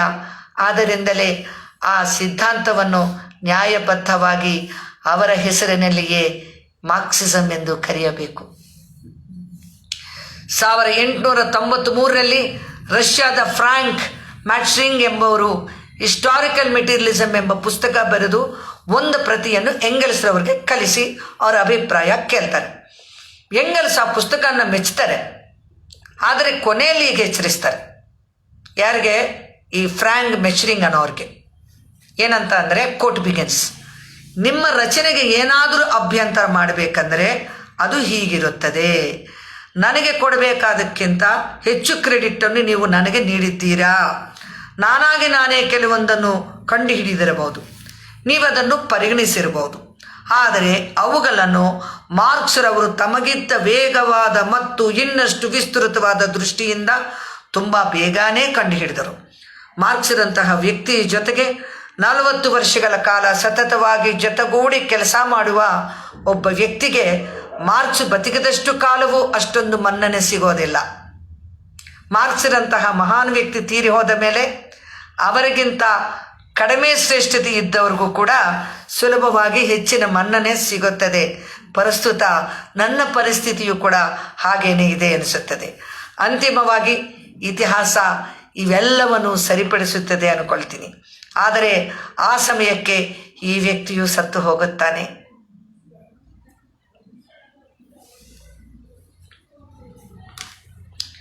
ಆತನಿಗೆ ಇದು ಯಾವುದೂ ಗೊತ್ತಾಗೋದಿಲ್ಲ. ಎಂಗೆಲ್ಸ್ರವರು ಎಂತಹ ಮಹಾನ್ ಸಂಸ್ಕೃತಿ, ನೈತಿಕತೆಯನ್ನು ಹೊಂದಿದ್ದಾರೆ ಎಂಬುದು ಈ ಮಾತುಗಳ ಮೂಲಕ ತಿಳಿಯುತ್ತದೆ. ನಾವು ಅವರಿಂದ ಎಷ್ಟೋ ಕಲಿಯಬೇಕಾಗಿದೆ ಕಾಮ್ರೇಡ್ಸ್. ತನ್ನನ್ನು ತಾನು ಪ್ರದರ್ಶನ ಮಾಡಿಕೊಳ್ಳೋದಾಗಲಿ, ಅಂದರೆ ಪ್ರೊಜೆಕ್ಟ್ ಮಾಡಿಕೊಳ್ಳೋದು, ಇಡೀ ಶ್ರೇಷ್ಠತೆಯನ್ನು ತನ್ನದಾಗಿಸಿಕೊಳ್ಳೋದಾಗಲಿ, ಕೀರ್ತಿ ಪ್ರತಿಷ್ಠೆಗಳ ಬಗ್ಗೆ ಆಗಲಿ ಕಿಂಚಿತ್ತು ಯೋಚನೆ ಮಾಡದ ಮಹಾನ್ ವ್ಯಕ್ತಿ ಎಂಗೆಲ್ಸ್. ಕೆಲವು ಕಾಮ್ರೇಡ್ಸ್ ಕೆಲವು ಜನಗಳಲ್ಲಿ ನಾವು ನೋಡ್ತೀನಿ, ಸಣ್ಣದು ಮಾಡಿದರೆ ಎಷ್ಟೋ ಮಾಡಿದೀವನೋ ಒಂದು ಪ್ರದರ್ಶನ ಮಾಡಿಕೊಳ್ಳೋ ಗುಣ ಅದು ಕೆಲವೊಮ್ಮೆ ನಮ್ಮಲ್ಲಿ ಬಂದುಬಿರ್ಬೋದು ಕಾಮ್ರೇಡ್ಸಲ್ಲಿ ಕೂಡ. ಇಲ್ಲಿ ಎಂಗೆಲ್ಸ್ ಅವರು ನಮಗೆ ಒಂದು ದೊಡ್ಡ ಉದಾಹರಣೆ ಆಗ್ತಾರೆ ಕಾಮ್ರೇಡ್ಸ್. ಮಾರ್ಕ್ಸ್ ಕೆಲವು ದಶಕಗಳ ಕಾಲ ಸತತವಾಗಿ ಉಪವಾಸದಿಂದ ಕಳೆಯುವ ಪರಿಸ್ಥಿತಿಯನ್ನು ಎದುರಿಸಿದರು. ಮಾರ್ಕ್ಸ್ ಅವರು ಸಾಯಬಾರದೆಂದು, ಅವರನ್ನು ಉಳಿಸಿಕೊಳ್ಳಬೇಕೆಂದು ಎಂಗೆಲ್ಸು ಹಣ ಕಳಿಸ್ತಾ ಇದ್ರು. ಮಾರ್ಕ್ಸ್ಗೆ ಆರ್ಥಿಕ ಸಹಾಯ ನೀಡುವ ಉದ್ದೇಶದಿಂದ ತನಗಿಷ್ಟ ಇಲ್ಲ ಇದ್ದರೂ ಕೂಡ ಎಂಗೆಲ್ಸ್ ತಮ್ಮ ತಂದೆ ಕಂಪನಿಯಲ್ಲಿ ಕೆಲಸ ಮಾಡ್ತಾ ಇರ್ತಾರೆ.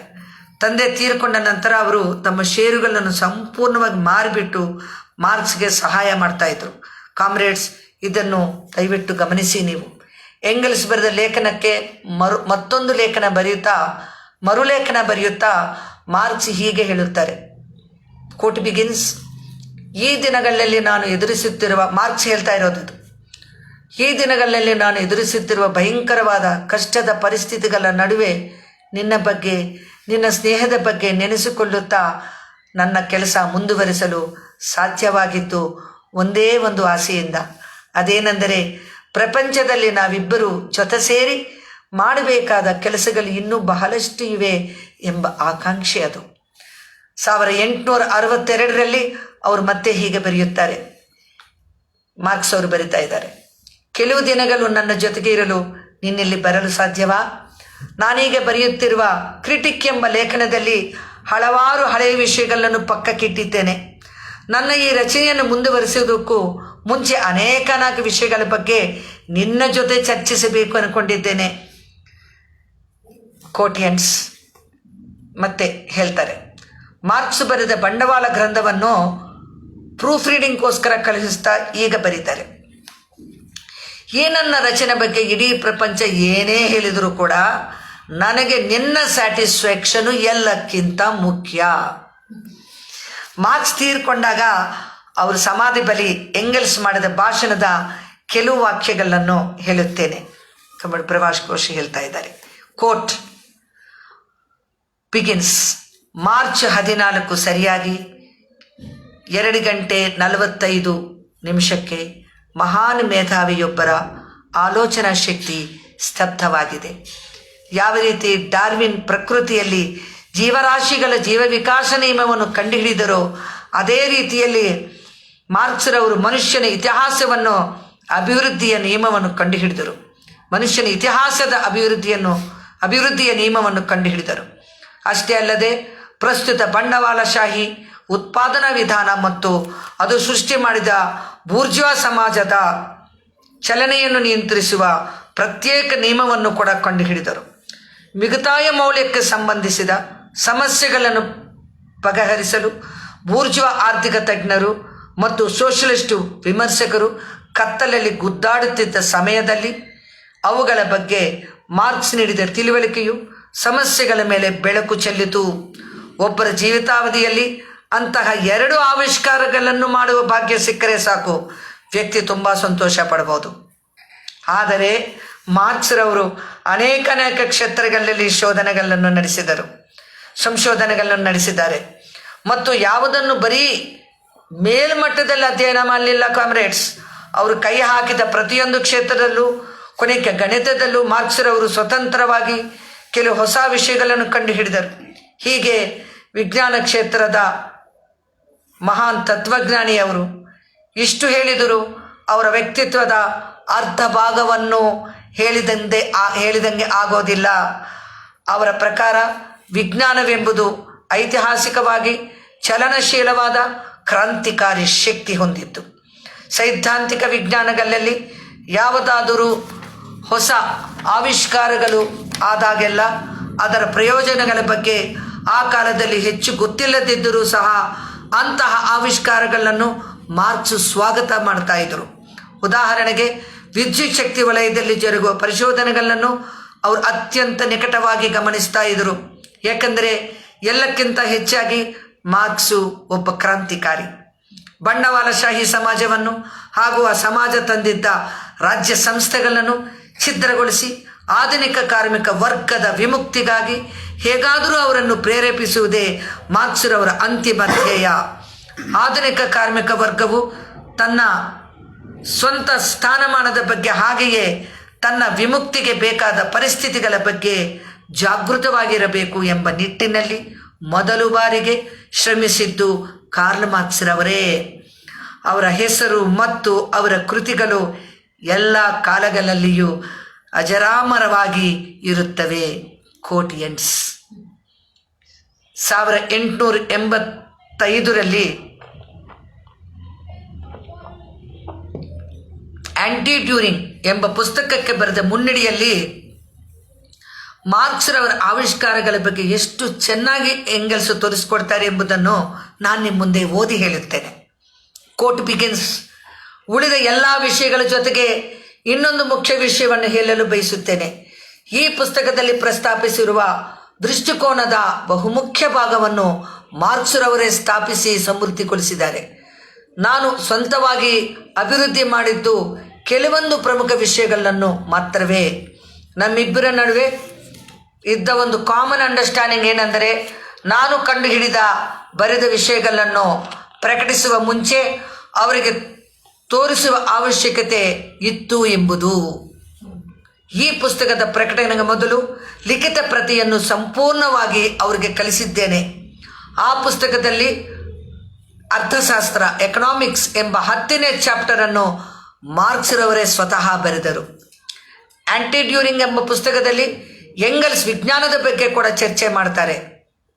ಅದರಲ್ಲಿ ಒಂದು ಭಾಗವನ್ನು 1080ನೇ ಇಸ್ವಿಯಲ್ಲಿಯೇ ಚಿಕ್ಕ ಪುಸ್ತಕ ರೂಪದಲ್ಲಿ ಸೋಷಲಿಸಮ್ ಉಥೋಪಿಯಾ ಆ್ಯಂಡ್ ಸೈಂಟಿಫಿಕ್, ಸಮಾಜವಾದ ಕಾಲ್ಪನಿಕ ಮತ್ತು ವೈಜ್ಞಾನಿಕ ಹೆಸರಿನಲ್ಲಿ ಪಬ್ಲಿಷ್ ಆಗಿತ್ತು. ಈ ಪುಸ್ತಕವು ಸೇಂಟ್ ಸೈಮನ್ ಸಿದ್ಧಾಂತಕ್ಕೆ ಟೀಕೆಯಾಗಿತ್ತು. ವಾಸ್ತವವಾಗಿ ಆಂಟಿ ಟ್ಯೂರಿಂಗ್ ಎಂಬ ದೊಡ್ಡ ಪುಸ್ತಕ ಎಂಗೆಲ್ಸ್ರವರ ಆವಿಷ್ಕಾರವಾದರೂ ಅವರು ಮಾರ್ಕ್ಸ್ರವರಿಗೆ ಎಷ್ಟು ಮನ್ನಣೆ ನೀಡಿದ್ದಾರೆ ಎಂಬುದನ್ನು ಗಮನಿಸಿ. ಈ 2 ಕೊಟೇಶನ್ಸ್ ನೋಡಿದಾಗ ಗೊತ್ತಾಗತ್ತೆ ಯಾವ ರೀತಿ ಕಾರ್ಲ್ ಮಾರ್ಕ್ಸ್ ಏನು ಮಾಡಿದರೂ ಕೂಡ ಅದರ ಡೆಪ್ತು, ಅದರ ಗ್ರೇಟ್ನೆಸ್ಸು ಎಲ್ಲ ಮಾರ್ಕ್ಸ್ದೇ ಅಂತಾರೆ. ಅದರಲ್ಲಿ ಅವರು ಭಾಗ ದೊಡ್ಡದಿದ್ದರೂ ಕೂಡ ಚಿಕ್ಕದಿದ್ದರೂ ಕೂಡ. ಎಂಗೆಲ್ಸ್ ಅವರು ತಮ್ಮ origin of family, private property and state ಪುಸ್ತಕದ ಮುನ್ನುಡಿಯಲ್ಲಿ ಹೀಗೆ ಹೇಳುತ್ತಾರೆ, ನನಗೆ ಈ ಅಧ್ಯಾಯಗಳನ್ನು ಒಪ್ಪಿಸಿದ ವ್ಯಕ್ತಿಯೊಬ್ಬರ ಇಚ್ಛೆಗೆ ಅನುಸಾರವಾಗಿ ನಾನು ಇದನ್ನು ಬರೆದಿದ್ದೇನೆ ಎಂದು ಹೇಳಬಹುದು. ಆ ಇಚ್ಛೆ ಇದ್ದ ವ್ಯಕ್ತಿ ಇನ್ಯಾರೋ ಅಲ್ಲ, ಅವರು ಸ್ವತಃ ಕಾರ್ಲ್ ಮಾರ್ಕ್ಸ್ ಅವರೇ. ಇತಿಹಾಸದ ವಸ್ತುವಾದಿ ಸಂಶೋಧನೆಯನ್ನು ಅದರ ಮೂಲಕ ತಾವು ಕಂಡುಕೊಂಡ, ಅಂದರೆ ಒಂದರ್ಥದಲ್ಲಿ ತಾವಿಬ್ಬರು ಕಂಡುಕೊಂಡ ಸತ್ಯಗಳ ಆಧಾರದ ಮೇಲೆ ಮಾರ್ಗಾನ್ರವರ ಸಂಶೋಧನೆಗಳನ್ನು ಜಗತ್ತಿನ ಮುಂದೆ ಇಡಬೇಕು ಎಂದು ಇತಿಹಾಸದಲ್ಲಿ ಮೊಟ್ಟ ಮೊದಲ ಬಾರಿಗೆ ಅವುಗಳ ಮಹತ್ವವನ್ನು ಇಡೀ ವಿಶ್ವಕ್ಕೆ ತಿಳಿಸಬೇಕೆಂದು ಮಾರ್ಕ್ಸ್ ಒಂದು ಯೋಜನೆ ರೂಪಿಸಿದ್ದರು. ಈ ಯೋಜನೆಯನ್ನು ಪೂರ್ಣಗೊಳಿಸಲು ಸಮಯವೇ ಸಿಗದೆ ತೀರಿಕೊಂಡ ನನ್ನ ಸ್ನೇಹಿತನ ಮಹತ್ವಾಕಾಂಕ್ಷೆಗೆ ನನ್ನ ಕೃತಿಯು ಒಂದು ಸಾಧಾರಣವಾದ ಪರ್ಯಾಯ ಎನ್ನಬಹುದಷ್ಟೇ. ಆದರೆ ಮಾರ್ಗನ್ರ ಕೃತಿಯನ್ನು ಆಳವಾಗಿ ಅಧ್ಯಯನ ಮಾಡಿ ಮಾರ್ಕ್ಸ್ ಬರೆದಿಟ್ಟುಕೊಂಡಿದ್ದ ಹಸ್ತಪ್ರತಿಗಳು ನನ್ನ ಬಳಿ ಇವೆ. ನಾನು ಈ ಕೃತಿಯಲ್ಲಿ ಅವುಗಳನ್ನು ಬಳಸಿಕೊಳ್ಳುತ್ತೇನೆ. ಈಗ ನಾನು 1848ರಲ್ಲಿ ಬಿಡುಗಡೆಯಾದ ಕಮ್ಯುನಿಸ್ಟ್ ಮ್ಯಾನಿಫೆಸ್ಟೋ ಬಗ್ಗೆ ಮಾತನಾಡಬೇಕನ್ಕೊಂಡಿದ್ದೇನೆ. ಆ ದಿನಗಳಲ್ಲಿ ಮಾರ್ಕ್ಸ್ ಎಂಗಲ್ಸ್ ಇಬ್ಬರು ಕಮ್ಯುನಿಸ್ಟ್ ಲೀಗ್ ಎಂಬ ಸಂಸ್ಥೆಯಲ್ಲಿದ್ದರು. ಕಮ್ಯುನಿಸ್ಟ್ ಮ್ಯಾನಿಫೆಸ್ಟೋ ಡ್ರಾಫ್ಟನ್ನು ಮಾಡಬೇಕೆಂದು ಆ ಸಂಸ್ಥೆ ಅವರಿಬ್ಬರಿಗೆ ಜವಾಬ್ದಾರಿ ಒಪ್ಪಿಸಿತು.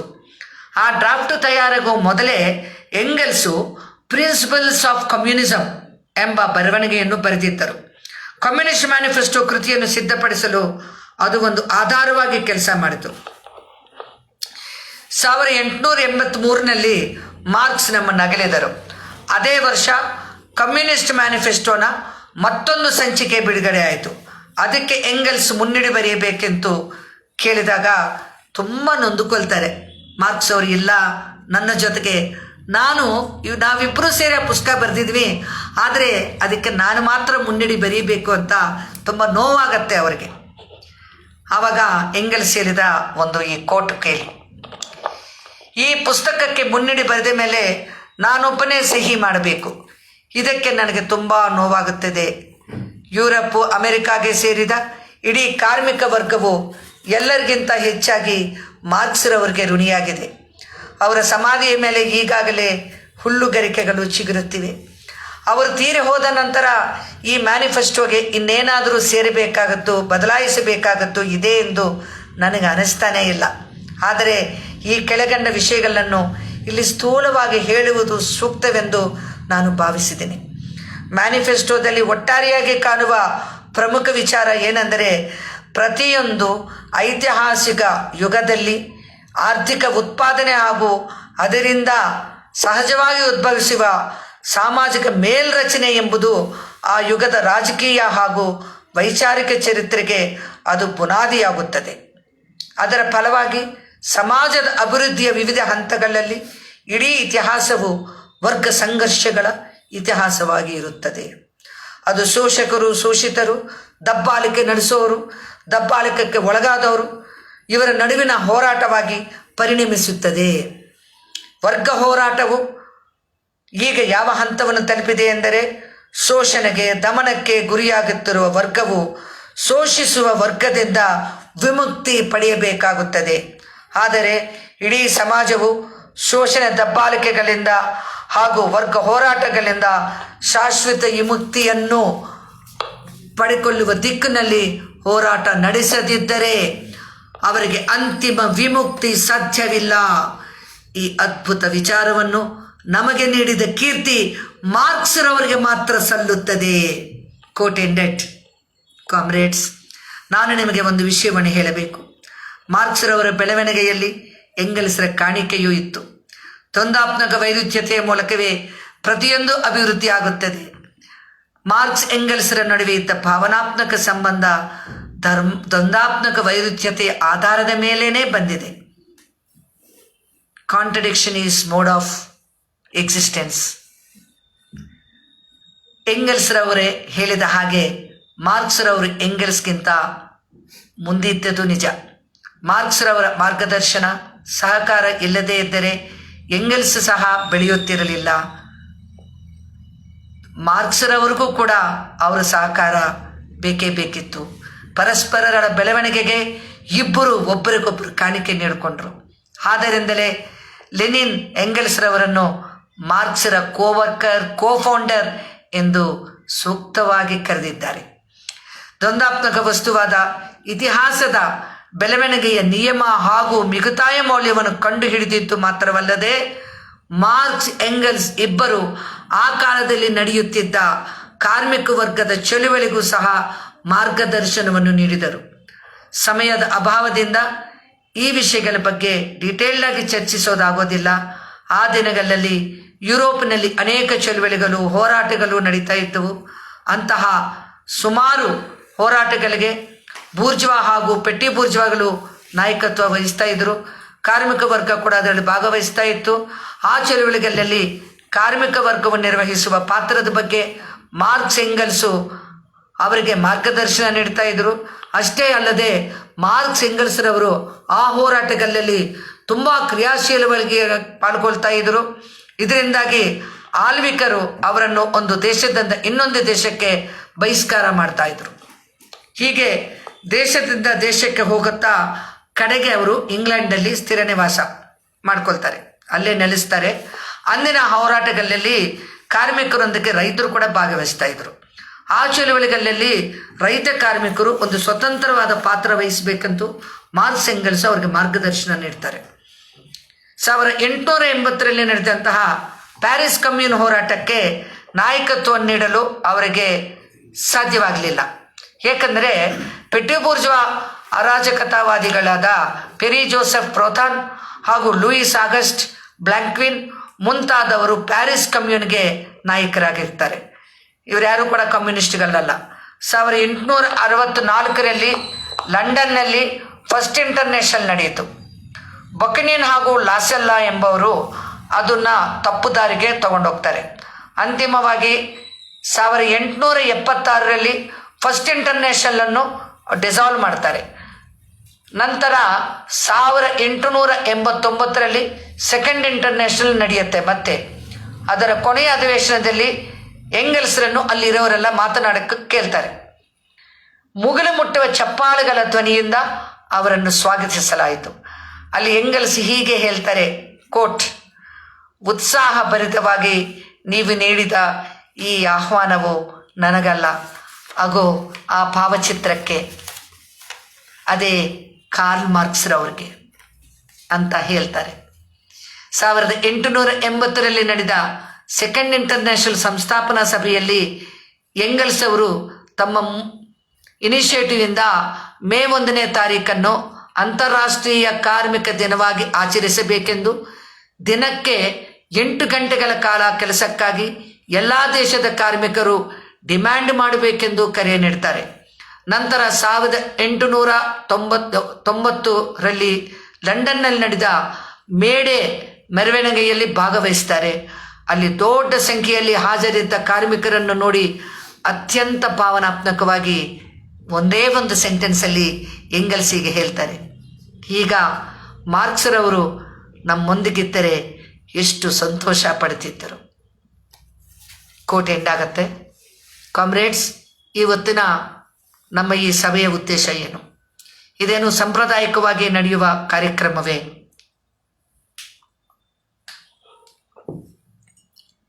ಅಥವಾ ಬರೀ ಪಾಂಡಿತ್ಯ ಪ್ರದರ್ಶನಕ್ಕೋಸ್ಕರವೇ? ಅಲ್ಲವೇ ಅಲ್ಲ ಕಾಮ್ರೇಡ್ಸ್. ಎಂಗೆಲ್ಸ್ ಬಗ್ಗೆ ತಿಳಿದುಕೊಂಡು ಆ ಮಹಾನ್ ಬೋಧಕರಿಂದ ಕಲಿಯುವುದಕ್ಕೆ ಇವತ್ತಿನ ಈ ಸಭೆಯನ್ನು ಇಲ್ಲಿ ಮಾಡಿದ್ದೀವಿ. ಮಾರ್ಕ್ಸ್ವಾದದ ಬೋಧನೆಗಳನ್ನು ಯಾವುದನ್ನು ಲೆನಿನ್ನು, ಸ್ಟಾಲಿನ್ನು, ಮಾವೋ ಮತ್ತು ಕಾಮ್ರೇಡ್ ಶಿವದಾಸ್ ಘೋಷರು ಒಬ್ಬರ ನಂತರ ಮತ್ತೊಬ್ಬರು ಮತ್ತಷ್ಟು ಸಮೃದ್ಧಿಗೊಳಿಸಿದಿರೋ ಆ ಮಾರ್ಕ್ಸ್ವಾದ ಕಲಿಸಿದ ಪಾಠಗಳನ್ನು ಮತ್ತಷ್ಟು ಜನರಿಗೆ ತಲುಪಿಸುವುದು ನಮ್ಮ ಕರ್ತವ್ಯ ಆಗಬೇಕು. ಲೆನಿನ್ ಹೇಳಿದ ಹಾಗೆ ಮಾರ್ಕ್ಸ್, ಎಂಗೆಲ್ಸರು ಜ್ಞಾನದ ಅಡಿಪಾಯವನ್ನು ಹಾಕಿದರು. ಬದಲಾಗುತ್ತಿರುವ ಪರಿಸ್ಥಿತಿಯನ್ನು ಎದುರಿಸಲು ಅದನ್ನು ಎಲ್ಲ ದಿಕ್ಕುಗಳಲ್ಲೂ ನಾವು ಬೆಳೆಸಬೇಕು. ಎಂಗೆಲ್ಸರ 200ನೇ ಜನ್ಮ ವರ್ಷಾಚರಣೆಯ ಸಂದರ್ಭದಲ್ಲಿ ಅಲಗಲಂತೆ ಚಳುವಳಿಗಳು ದೇಶವ್ಯಾಪಿ ಏಳುತ್ತಿರುವುದನ್ನು ನಾವು ಗಮನಿಸುತ್ತಿದ್ದೇವೆ. ದುರ್ಭರ ಸಮಸ್ಯೆಗಳು, ಕಷ್ಟಗಳು, ನೋವುಗಳಿಂದ ಅವರಲ್ಲಿ ಮಡುಗು ಕಟ್ಟಿದ್ದಂತಹ ಅತೃಪ್ತಿ ಚಳುವಳಿಗಳ ರೂಪದಲ್ಲಿ ಉಕ್ಕಿ ಬರ್ತಾ ಇದೆ. ಆ ಚಳುವಳಿಗಳನ್ನು ಸರಿಯಾದ ಮಾರ್ಗದಲ್ಲಿ ನಡೆಸುವ ಮಾರ್ಗದರ್ಶನ ನೀಡುವ ನಾಯಕತ್ವವಾಗಲಿ, ಸಿದ್ಧಾಂತವಾಗಲಿ, ಸಂಸ್ಕೃತಿಯಾಗಲಿ ಅವುಗಳಲ್ಲಿ ಕಾಣುತ್ತಾ ಇಲ್ಲ. ಅಂತಹದೊಂದು ಸಂಘಟನೆ ತುಂಬ ಅವಶ್ಯಕವಾಗಿದೆ. ಚಳುವಳಿಗಳು ಉಕ್ಕಿ ಬರುತ್ತವೆ, ವಾಪಸ್ಸು ಹೋಗುತ್ತವೆ, ಕ್ಷೀಣವಾಗುತ್ತವೆ, ಹಾಗೆಯೇ ಮಾಯವಾಗುತ್ತವೆ. ಇದು ಪರಿಸ್ಥಿತಿ. ನಮ್ಮ ದೇಶ ಮಾತ್ರ ಅಲ್ಲ, ಎಲ್ಲ ದೇಶಗಳಲ್ಲೂ ಇದೇ ಪರಿಸ್ಥಿತಿ ಇದೆ ಕಾಮ್ರೇಡ್ಸ್. ಅಭಿವೃದ್ಧಿ ಹೊಂದಿದ ದೇಶಗಳಾದ ಅಮೆರಿಕ ಮತ್ತು ಯುರೋಪಿನ ದೇಶಗಳಲ್ಲಿ, ಆಧುನಿಕ ರಷ್ಯಾ, ಚೀನಾ, ಎಲ್ಲ ಸಾಮ್ರಾಜ್ಯಶಾಹಿ ದೇಶಗಳಲ್ಲಿ ಎಲ್ಲೆಡೆ ಬಿಕ್ಕಟ್ಟು ಆವರಿಸಿಕೊಂಡಿದೆ. ಅತೃಪ್ತಿ ಹೆಚ್ಚಾಗಿದೆ. ಮಾರ್ಕ್ಸ್ ಬೋಧನೆಗಳನ್ನು ನಿರ್ದಿಷ್ಟವಾಗಿ ಅನ್ವಯಿಸಿ ಲೆನಿನ್ ರಷ್ಯಾದಲ್ಲಿ ಕ್ರಾಂತಿಯನ್ನು ನೆರವೇರಿಸಿ ಕಾರ್ಮಿಕ ವರ್ಗದ ರಾಜ್ಯವನ್ನು ಸ್ಥಾಪಿಸಿದರು. ಲೆನಿನ್ ನಾಯಕತ್ವದ ನಂತರ ಸ್ಟಾಲಿನ್ ನಾಯಕತ್ವದಲ್ಲಿ ಆ ದೇಶದಲ್ಲಿ ಒಂದು ನೂತನ ನಾಗರಿಕತೆ ಉದ್ಭವ ಆಗಿದೆ. ವಿಶ್ವದ ಕಾರ್ಮಿಕರಲ್ಲದೆ ಅನೇಕ ಮಂದಿ ಮಹಾನ್ ವ್ಯಕ್ತಿಗಳು ಅದನ್ನು ಕೊಂಡಾಡಿದರು. ರೋಮಾರೋಲಾ, ಬೆರ್ನಾರ್ಡ್ ಶಾ, ಐನ್ಸ್ಟೀನ್, ರವೀಂದ್ರನಾಥ್ ಠಾಗೂರ್, ಶರತ್ ಚಂದ್ರ, ನಜ್ರುಲ್, ಪ್ರೇಮ್ಚಂದ್, ಸುಭಾಷ್ ಚಂದ್ರ ಬೋಸ್, ಭಗತ್ ಸಿಂಗ್ ಇವರೆಲ್ಲರೂ ರಷ್ಯಾದ ಸೋಷಲಿಸಮ್ ಅನ್ನು ಹಾಡಿ ಹೊಗಳಿದರು. ರಷ್ಯಾದ ಸೋಷಲಿಸಮ್ ಅಲ್ಲಿ ರಿಟ್ರೆಚ್ಮೆಂಟ್ ಇರೋದಿಲ್ಲ, ಆರ್ಥಿಕ ಕುಸಿತ ಇರೋದಿಲ್ಲ, ನಿರುದ್ಯೋಗ ಮೊದಲೇ ಇರಲ್ಲ. ಅಲ್ಲಿ ಎಲ್ಲರಿಗೂ ಉದ್ಯೋಗ ಖಾತ್ರಿಯಾಗಿರುತ್ತದೆ. ಮಾನವನಿಂದ ಮಾನವನ ಶೋಷಣೆ ನಡೆಯುವುದಿಲ್ಲ. ಪುರುಷರಿಗೆ ಸ್ತ್ರೀಯರಿಗೆ ಸಮಾನತೆ ಖಚಿತವಾಗುತ್ತದೆ. ವಿದ್ಯಾವಕಾಶಗಳು ಸಂಪೂರ್ಣ ಉಚಿತವಾಗಿರುತ್ತವೆ. ವೈದ್ಯಕೀಯ ಸೌಲಭ್ಯಗಳು ಎಲ್ಲರಿಗೂ ಉಚಿತವಾಗಿ ಕೈಗೆಟುಕುವಂತೆ ಇರುತ್ತವೆ.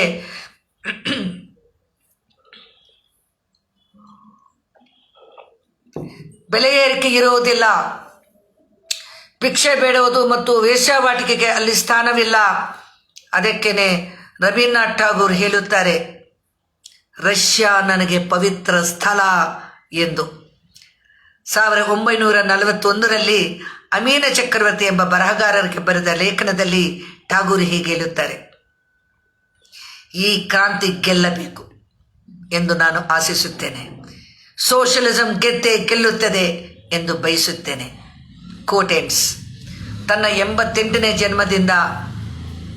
ಜನ್ಮದಿನದ ಸಮಾರಂಭದಲ್ಲಿ ನಾಗರಿಕತೆಯಲ್ಲಿ ಸಂಭವಿಸಿದ ಬಿಕ್ಕಟ್ಟನ್ನು ನೋಡಿ ಠಾಗೂರರು ತುಂಬ ದುಃಖಿಸಿದರು. ಅದು ಯಾವ ನಾಗರಿಕತೆ ಬಿಕ್ಕಟ್ಟು? ಬೂರ್ಜುವ ನಾಗರಿಕತೆಯ ಬಿಕ್ಕಟ್ಟು. ಆದ್ದರಿಂದಲೇ ಅನಿಸುತ್ತೆ ಆ ಮಹಾನುಭಾವರೆಲ್ಲರೂ ಕೂಡ ರಷ್ಯಾದ ಸೋಷಲಿಸಮ್ ಅನ್ನು ಅಷ್ಟೊಂದು ಹಾಡಿ ಹೊಗಳ್ತಾರೆ. ಈಗ ಕಾಮ್ರೇಡ್ ಘೋಷ್ ಹೇಳಿದ ವಿಷಯವನ್ನು ನಾನು ಪ್ರಸ್ತಾಪ ಮಾಡುತ್ತೇನೆ. ಕ್ರಾಂತಿಯ ದ್ರೋಹಿ ರೆನೆಗೇಡ್ ಕ್ರುಶ್ಚೇವ್ ಸ್ಟಾಲಿನರ ವಿರುದ್ಧವಾಗಿ ಸುಳ್ಳು ಆರೋಪಗಳನ್ನು ಎತ್ತಿದಾಗ ಬಂಡವಾಳಶಾಹಿ ಸಾಮ್ರಾಜ್ಯಶಾಹಿ ಪ್ರಪಂಚವು ಇದನ್ನು ಸಂತೋಷವಾಗಿ ಆಹ್ವಾನ ಮಾಡಿತು. ಆಗ ಕಾಮ್ರೇಡ್ ಘೋಷಿಗೆ ಹೇಳ್ತಾರೆ, ಸ್ಟಾಲಿನ್ ಅವರನ್ನು ಕಡೆಗಣಿಸುವುದು ಅಂದರೆ ಲೆನಿನ್ ಅವರನ್ನೇ ಕಡೆಗಣಿಸಿದಂತೆ. ಇದು ಪರಿಷ್ಕರಣವಾದದ ಮತ್ತು ಪ್ರತಿಕ್ರಾಂತಿಯ ಅಂದರೆ ಕೌಂಟರ್ ರಿವಲ್ಯೂಷನ್ಯ ಫ್ಲಡ್ ಗೇಟನ್ನು ಓಪನ್ ಮಾಡುತ್ತೆ, ತೆರೆಯುತ್ತದೆ, ಕೋಟೆಂಡ್ ಆಗತ್ತೆ. ಈ ಪ್ರತಿಕ್ರಾಂತಿಯ ಮೂಲಕ ರಷ್ಯಾದಲ್ಲಿ ಏನೇನು ಸಾಧಿಸಲಾಯಿತು? ಮತ್ತೆ ಅದೇ ರಿಟ್ರೆಚ್ಮೆಂಟ್ ವಾಪಸ್ ಬಂತು. ಭಿಕ್ಷಾಟನೆ, ನಿರುದ್ಯೋಗ ಎಲ್ಲವೂ ಈಗ ವಾಪಸ್ ಬಂದಿವೆ. ಅದೊಂದು ನಿರಂಕುಶ ರಾಜ್ಯವಾಗಿ ಸಾಮ್ರಾಜ್ಯವಾದಿ ರಾಷ್ಟ್ರವಾಗಿ ತಯಾರಾಗಿದೆ. ಇವತ್ತು ಚೈನಾದಲ್ಲಿ ಏನು ನೋಡ್ತಾ ಇದ್ದೀವಿ ನಾವು? ಅದೀಗ ಒಂದು ಜಡ್ಡು ಕಟ್ಟಿದ ಸಾಮ್ರಾಜ್ಯವಾದಿ ದೇಶವಾಗಿದೆ. ಚೀನಾದ ಉತ್ಪಾದನೆಗಳು ಯಾಕೆ ಅಷ್ಟು ಅಗ್ಗವಾದ ಬೆಲೆಗೆ ಸಿಕ್ಕುತ್ತವೆ? ಯಾಕಂದರೆ ಚೈನಾದಲ್ಲಿ ಇದ್ದ ಸಾಮ್ರಾಜ್ಯಶಾಹಿಗಳು, ಬಂಡವಾಳಶಾಹಿಗಳು ಅಲ್ಲಿನ ಕಾರ್ಮಿಕರನ್ನು ಶೋಷಿಸಿ ವಸ್ತುಗಳನ್ನು ಕಡಿಮೆ ಬೆಲೆಗೆ ಮಾರುವ ಮೂಲಕ ಮಾರ್ಕೆಟ್ಟಿನ ಮೇಲೆ ಹಿಡಿತ ಸಾಧಿಸ್ತಾ ಇದ್ದಾರೆ. ಅಲ್ಲಿನ ಜನರಿಗೆ ಯಾವುದೇ ಪ್ರಜಾತಾಂತ್ರಿಕ ಹಕ್ಕುಗಳಿರಲಿಲ್ಲ. ಈಗ ಅದೊಂದು ಫ್ಯಾಸಿಸ್ಟ್ ರಾಷ್ಟ್ರವಾಗಿ ಹೊರಹೊಮ್ಮಿದೆ. ಒಂದು ಕಾಲದಲ್ಲಿ ಇಡೀ ವಿಶ್ವಕ್ಕೆ ಮಾದರಿಯಾಗಿದ್ದ ದೇಶಗಳು ಇವೆರಡೂ ಕೂಡ ಇವತ್ತು ಈ ಸ್ಥಿತಿಯಲ್ಲಿರೋದು ತುಂಬ ಶೋಚನೀಯವಾಗುತ್ತೆ ಕಾಮ್ರೇಡ್ಸ್. ಮಹಾನ್ ಮಾರ್ಕ್ಸ್ವಾದಿ ನಾಯಕರಾದ ಕಾಮ್ರೇಡ್ ಘೋಷ್ರವರು ಮಾರ್ಕ್ಸ್, ಎಂಗಲ್ಸ್, ಲೆನಿನ್, ಸ್ಟಾಲಿನ್ ಹಾಗೂ ಮಾವೋ ಇವರೆಲ್ಲರ ಉತ್ತಮ ಶಿಷ್ಯರಾಗಿ ಸ್ಥಾಪಿಸಿದ ನಮ್ಮ ಪಕ್ಷ ಮಾತ್ರವೇ ಜನರ ಮುಂದಿರುವ ಆಶಾಕಿರಣ. ನಮ್ಮ ದೇಶ ಹಾಗೂ ಇಡೀ ವಿಶ್ವದಲ್ಲಿ ಕಾರ್ಮಿಕರನ್ನು, ಶೋಷಿತರನ್ನು ಸಂಘಟಿಸುವುದು ಹಾಗೂ ಮಾರ್ಕ್ಸ್ವಾದ, ಲೆನಿನ್ವಾದ, ಸುಭಾಷ್ ಘೋಷರ ವಿಚಾರಧಾರೆಯನ್ನು ಹರಡುವುದೇ ಇತಿಹಾಸ ನಮಗೆ ವಹಿಸಿರುವ ಕರ್ತವ್ಯ. ಕಾಮ್ರೇಡ್ಸ್, ಈ ನಿಟ್ಟಿನಲ್ಲಿ ನಾವೆಲ್ಲರೂ ಸೈದ್ಧಾಂತಿಕ, ರಾಜಕೀಯ, ಸಾಂಸ್ಕೃತಿಕ ಮತ್ತು ಸಂಘಟನಾ ಮಟ್ಟದಲ್ಲಿ ನಮ್ಮನ್ನು ನಾವು ಸಜ್ಜುಗೊಳಿಸಿಕೊಳ್ಳಬೇಕಾಗುತ್ತದೆ. ಕಾರ್ಮಿಕ ವರ್ಗದ ಉನ್ನತ ಸಂಸ್ಕೃತಿಯಲ್ಲೇ ಮಾರ್ಕ್ಸ್ವಾದ ಮತ್ತು ಲೆನಿನ್ವಾದದ ಸೈದ್ಧಾಂತಿಕ ತಿರುಳು ಅಡಗಿದೆ ಎಂಬುದನ್ನು ನಾವು ಮರೆಯಬಾರದು.